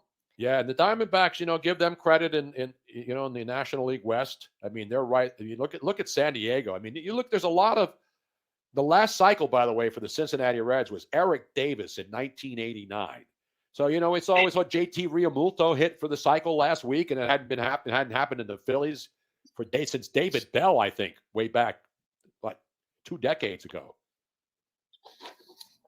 Yeah, when you talk about the West, Tone, I mean, the Padres and the Giants have better odds, but Arizona's been playing better baseball. Yeah. You can probably grab 25-1 on Arizona if you think they got a shot. The Phillies, I mean, they got the bats. They're just not producing. But they did the same thing last year. If they can get on a nice run, I know they won like 8 out of their last 10 up until I think tonight. So if they can keep winning, but the Braves they're just loaded. They're stacked. Right now the Braves are to win the World Series. I think you can grab like plus 350 on them, but that team's just so stacked. Yeah, I mean, you look at their pitching staff. They got young guys no one's even heard of, and they're out there dealing. They got studs everywhere, and they're deep, and their farm system, and their young players. I mean, they can let go of Freddie Freeman and all these other guys and still get better every year. That's how good they are, man. They really are. To me, the Atlanta Braves are the best team in the National League. I don't think there's any doubt about it. You can't pitch around anyone in that lineup. Yeah. Everyone can hurt you. That's how dangerous that team is. So they're going to be hard to beat. I agree. Philly Godfather, breaking it down as we get closer to another month. We'll have training camps in the National Football League. How about that? Yeah, Spencer Strider. Did you see that kid? Then they got that guy with Strider's the guy with the little porn stash, right? Isn't that him, or is he the guy pitched the other night? If we're going to talk fashion statements, though, we have to go to Tricky Dick. Yes, not Tricky Dick. Jesus, Robin. That's what I'm calling him. I'm calling him Tricky Dick. That's not his name. No, I know his last name is Dick. Did you see this Dick kid last night? Speaking of all the talk about balls and dicks tonight, the drip was strong last night. The drip in the NBA draft on Thursday night. Philly Godfather, we're going to let you go so we can play this video, but this is a very... All right, brother, there he is. Let's put your hands together. I can assure you the Philly Godfather and I will be getting together again this football season to bring you the stone cold lead pipe NFL locks, baby. Let's go to Commissioner Silver here and listen to the number 13 pick. The lucky 13th pick. 13. Your Toronto Raptors on the clock. And they said, we need some dick. And they got themselves. 2023 NBA Draft. The Toronto Raptors select Grady Dick from the University of Kansas. Check out the drip. The most interesting electric suit in the green room tonight. That is a sequined turtleneck. Is on his way to with Toronto. a matching sequined the suit is as electric as his three-point shooter. I mean, His two mom, go hand in would hand. you? Phenomenal. It feels like, right, is this a Toto we're not in Kansas anymore moment? A little nod to Dorothy's shoes. One thing, Andrea, that I do love about Grady Dick, I had a chance to speak with him, and his father, Bart, they've written down goals every year. They physically write them on a list since his freshman year of high school. And every year, one of the goals has been to be one and done. And so he told me that tonight he actually has that list. He's going to head back to his hotel room, find Grady a quiet Dick, moment with folks. his Wait a minute. dad, I want to see check more of that dick. one final goal off of the list before setting up what he looks forward to with the Toronto Raptors. And you mentioned it. I mean, arguably, he is the best shooter in this draft. And the thing is, and I know we're going to get into his highlights, but he has an incredibly high basketball IQ. Yes, Dave, you have to wait for the when basketball Duke IQ played to come out. Kansas, and there were 2 plays in that game, and this was early. This was in November, and I'm watching it, and I'm like, Oh, wow, look, Grady and it Dick matches. has an incredible Your Toronto to Raptors. cut on the inside to get open for a 3, and then he gets a backdoor We're cut the matching for an pants. alley-oop Come layup. Those on, were Grady. game-changing You're plays that they slacking ended up getting here. the win. From Grady his with an E. It's basketball spelled IQ, Grady. Yes. From Kansas, baby. You know who else went to Kansas, Robin? Will Chamberlain. Ah. Yes. 6'7.5". Yeah, he can shoot the rock. He's a white guy who can shoot. If you're a white guy who can shoot, you can then wear a sequin suit like that. You know what I'm saying? Does it really matter what color you are? If Yeah. you can shoot, you can. No, but if you're a white dude who can shoot, come on, Robin. That's a rarity in the Jack O'Donnell, NBA. that's one sparkly dick. Yes, it is. He is a dick that can shoot, no doubt about it. Oh, Dean, where did you go? You were there just a second ago. Dean from Clearwater? Dean was on. He was requesting to speak. Where the hell is he? That son of a bitch hasn't been around. Guess who we talked to last week after the show when Trevor was here? Jose called. Oh, Jose. Jose yes. from Norristown called. And who did he call? Did he call me? No. Did he call Robin? No. No, he called Trevor from Miami, formerly of the 213. Now, Dean was on Spaces, and I was going to Is he go watching to, the Rays I have slaughter no the idea. stinking Kansas City Royals? I was going to go to him, but no. Now we have Better Call Zach. Better call Zach. Attorney Zach. Let's go to. Wait, Trevor's been in there and you didn't thank him publicly. I will. Let's get Attorney Jack on. Attorney Zach. Zach, not Jack. Better Call Zach is on right now. Twitter Spaces. Where is he? I don't know. Hello? Zach, you have to approve your. Hello? There you are. Hello? Hello. Okay. Are we on the How's air? it going? What's going on? Is it Zach or Jack? Zach. It's Zach. Oh. Kathy's son. This is Zach. Oh, that's Zach. That's Zach. I thought you were in Orlando. I am. Well, why did Trevor say he's in Miami? What? I have no idea. Trevor is saying, Oh, is he an it's attorney in Miami? No. He's Oh, not. I thought he No, said it's Barry University is in Miami. Barry Law School is in Orlando. Barry? That's Tony, the law just school that I start go to. talking. It's fine. What is going on in Orlando, man? Is it hot and humid up there too? Yeah, we're getting thunderstorms. Yeah, we are. It's a daily thing. I remember going to Disney in the summer, when I was younger and I brought my kids down there, and you knew one thing. It was going to be going to be a thunderstorm every afternoon. And they sold more slickers than any place on earth. Because people, the slickers, the rain slickers, and they were cheap, but they had Disney on them. So everybody ran to buy one. I know Barry's a college. Then we were smart. We went to the dollar store and bought them. Exactly right, man. It just didn't have Mickey Mouse on it and was fine.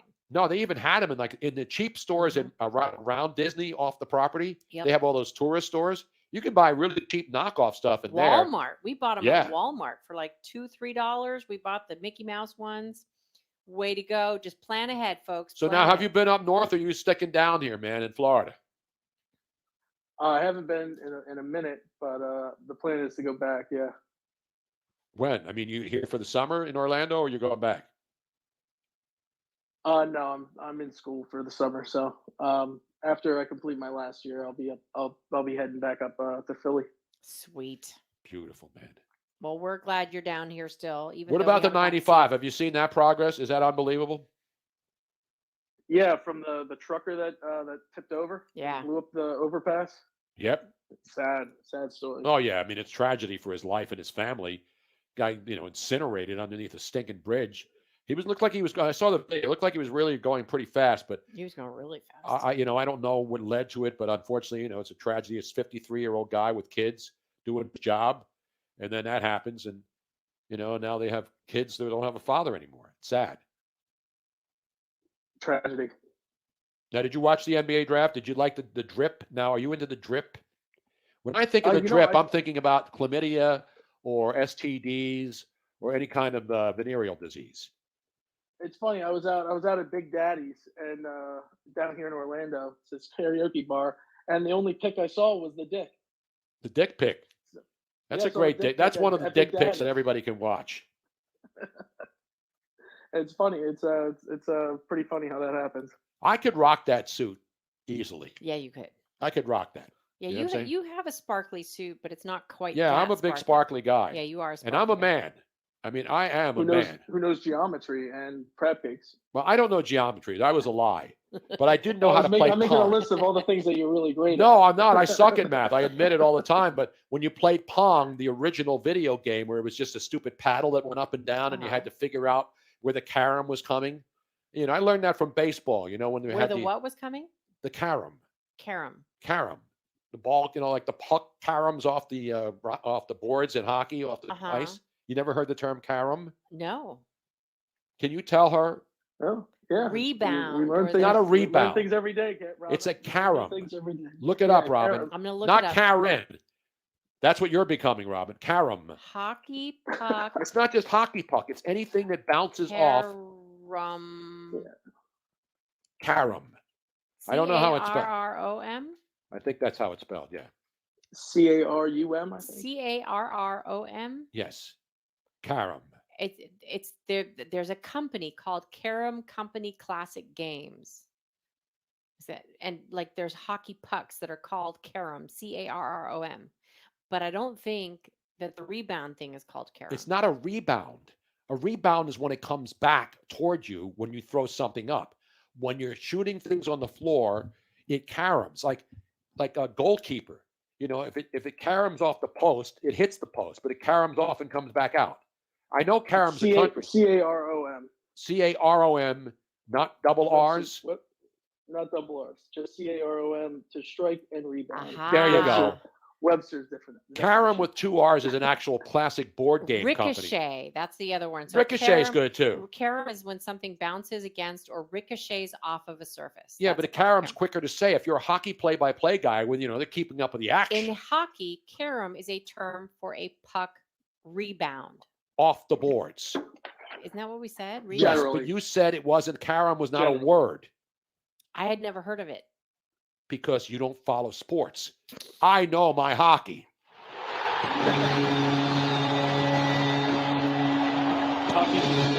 But there is also a company.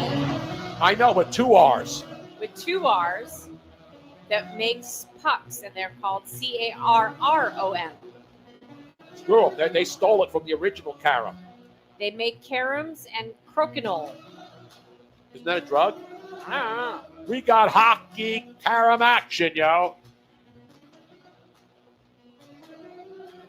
Hey, Zach, it was great hearing from you. Everything good down there, man? Yeah, everything's great. Beautiful, man. Living the dream. I got to go to that place. I've never been there, that bar in Orlando. Yeah, Big Daddy's. It's Big a bit Daddy's. of a hole in the wall, but it's got good karaoke. Well, you know I'm good at karaoke. You're better than me. All right. We Take talk care, to you Zach. soon, Zach. All right, thanks. Say hi to Nikita. Yeah, say hi to Nikita and your mom and Jerry up there in Jersey. We'll be up there in a week. All right. Beautiful, man. Thank you. Take care, guys. Haven't played hockey music in a while. I know. Dude, you're moist tonight. Okay, we're gonna try. When you talk about, when you're Trevor. doing ball talk or, you're I'm talking gonna about do balls. Trevor and- and Jack all at the same time since we're already over time. Get them in really quick. because we got to go to, we don't transition. Not yet, because the surgery is too expensive. Who do we have now? The last call is coming up. Trevor And and Jack. in the back. Why is this like John O'Connell? John, it's Jack in the back, not John This is one of O'Donnell. those weird. So his actual name is John. I know that. So was John Kennedy, but everybody called him Jack Kennedy. And it's the exact same number of letters. That makes no sense. yeah. How is did John ever Makes no become Jack? sense. Jack. I don't know. It makes no sense. Like Richard becomes Dick. I Or get Rich. That. Or Richard Rich. becomes either Dick. You're either a Dick or a Rich. But or a you're Rich. Mike John Rich.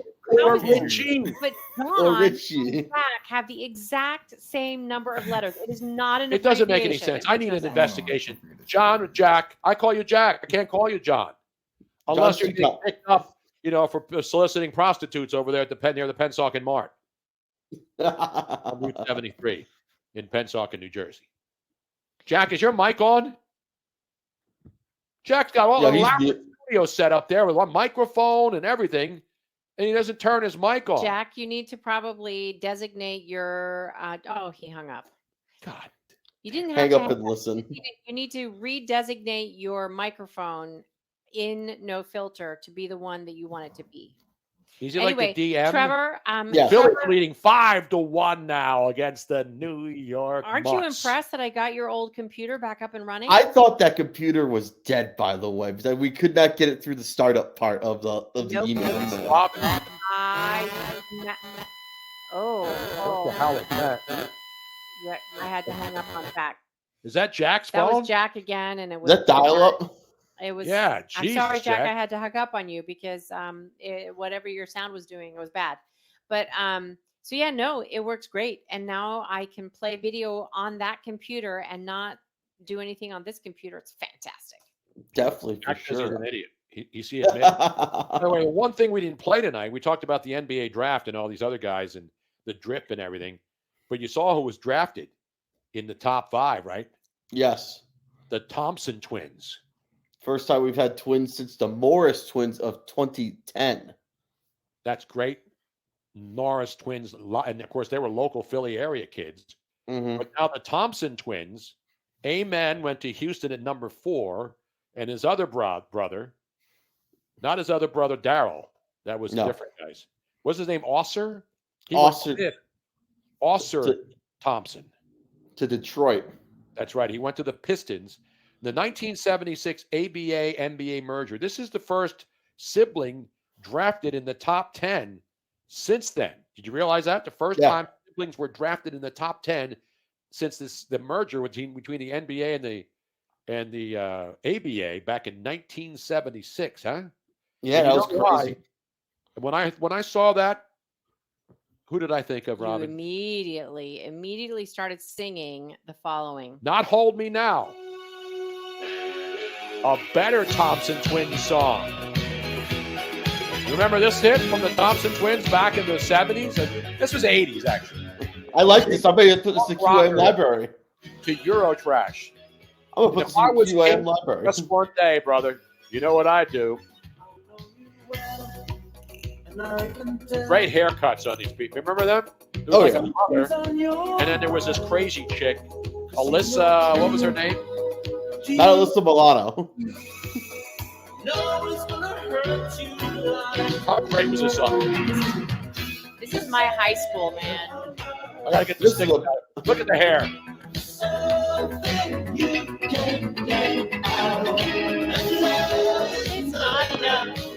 What a banger.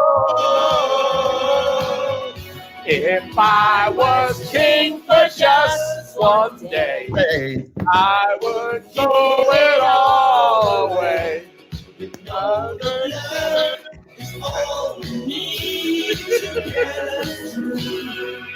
These haircuts are coming back. I think Robin should have her hair like this. Absolutely, we should have that back. We need to get it back. It's like a flock of seagulls. Frankie Goes to Hollywood era. Remember that? Yes. Yeah. Yes, 100%. This is a look that I may have to throw this song in the QAM library for Rejoin music and This stuff. is a great song. Everybody's playing, hold on. Yeah. Do you know how they used to get their hair back in the 80s like that? Stand How? up like that? Hairspray? Whites. Egg whites. Yeah. Egg It was whites. A mixture of egg whites, sometimes even a little Well, I bit of know sugar. things that were a replicant for egg whites, and people would think it was an egg. No, that didn't make it stand up quite so tough. Are you sure it's not cum, maybe? Level 42. Yeah, that era, man. There was great stuff back then. Yeah. Oh, yeah. Some Studio 54 as well, maybe. This would definitely play well at Studio 54 in the No, 80s. this wasn't really disco. They weren't really disco. No. They were more like Europop. yeah, because they were punk rockers at first, and then they transitioned to this Europop, not Euro Okay. Trash. That would be Robin. There we go. I like the spot you put the Alexander Barkov bobblehead, by the way. I got it right there, man. Yeah, because I had to put my son's my Father's Day and birthday cards for my kids up there, man. There we go. There we go. We had my mom came down for the Florida before my aunt for the first time since this past Tuesday. Dude. And she was like, "How do you deal with the heat?" It's like, you just deal. If you don't like it, just stay inside or just go to the pool. And she was starting to that's why they invented air conditioning. Exactly. That's why Mr. Carrier, he said, I'm in Syracuse. It's too stinking cold. I'll go make air conditioning in Florida. Well, that's why. Oh, God, Jack, no, your audio is so bad. That's why you live on the coast, so that you have a breeze every day. Yes. Because really, I mean, we've been out, and yeah, it's hot, but it's not like. I would rather it be hot like this than it's 95-ish here. I would rather it be 95 and humid than 110 and dry heat in Arizona. I'll take. Listen, I like the dry heat in Arizona too. I'll take both, honestly. I like both of them anyways. I don't like 110. No, it's just like you can't breathe. It's so hot it hurts your lungs. Tony, we need a nice pool. That's the thing. Like you feel like a prune within seconds. What do I need? We need a pool and a grotto and stuff so we can stay cool and stuff for the. We have a pool here. By the way, a couple of the hotties in the complex were in there today. There we go. By the way, your boy did 4 hours of morning radio. When? Today, the past 2 days actually. I did Joe Rocha. Congratulations! Let me give you a roaring round of applause, man. I was producing today. I was second chair and producing and stuff. We had Mike Florio on today. It was my favorite guy, Mike Florio. Yeah, that is now the new famous phone number in my phone right now, Mike Florio, and your number. Wow. Oh, nice. So we had him on, and we got him on a rant about the Eagles. We are way late, and we are in double overtime right now. Double overtime. We need to let it go so that we can go. We can allow the last call to take over. So as we say here on the show, so spare me the bullshit. Exactly right, man. Say goodbye, Trevor. Bye. Don't forget, bye. Driving on 95 down there. Just remember, John Fetterman was the guy who said it best, man. You know what I'm saying? No, I would just really like the 95.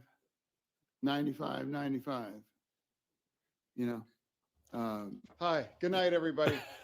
And with that, Robin, we say yes. Good night, everybody. Before we go, Jack, next week we will talk about the wonderful program that he is raising funds for.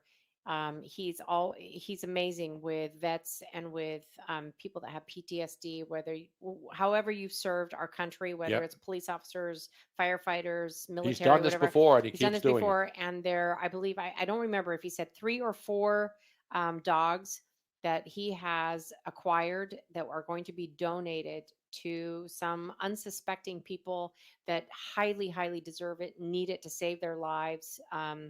And we'll talk more about that next week when he's able to come back on. Absolutely. And in the meantime, you know what time it is, right? It is. Hi, good night, everybody. Well, thank you, Senator. Good night to you. Good night, everybody. Thanks, everybody, for tuning in tonight. All of you regulars who join us every week. All of you newbies, on all the things we're on right now. Can you remember them all? No, the list is so long. I mean, we're on. You can listen to us in Spain during the week when you're out cruising the world. In the plains of Spain? Yes. So there's no way that how can I get you? There's no way you can't get us. You can get us better if you hang out here in Cape Coral and buy me a couple beers, but if you're on Spaces, if you are on No Filter, if you are on YouTube, Facebook Live, listening to us on a podcast, or the newest one on Caffeine TV and Broad Street South 102.9, is it? Robin, how do you not know the frequency, Kenneth? Who are you, Thanks Dan Rather? Thanks a lot, Mr. Yeah, well, I was right. 102.9. I know it was 102.9. 102.9. Thank you very much. You can listen to us everywhere, and it's growing daily. Yes, it is, exponentially. And Joe Quillen says he got a hit on his podcast from Dublin, Ireland this week. Bueno. Bueno is right. So don't drink and drive. Don't text and drive. Thank you again for listening. We really appreciate all of your support. And God bless America. Because no matter what happens, it's still the greatest country on God's green earth. Good night, everybody. Good night to all the firemen. We hope you're safe and well. Although you're going to blaze it every time you ring your bell. Good night, everyone. You've earned your daily bread. Good night, and so to bed.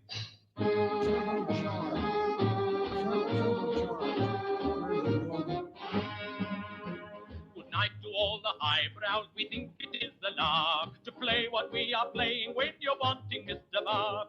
Good night to all our authors who write us books galore. And though we don't know which is best, we know one who is sure. Good night, everyone. You've earned your daily bread.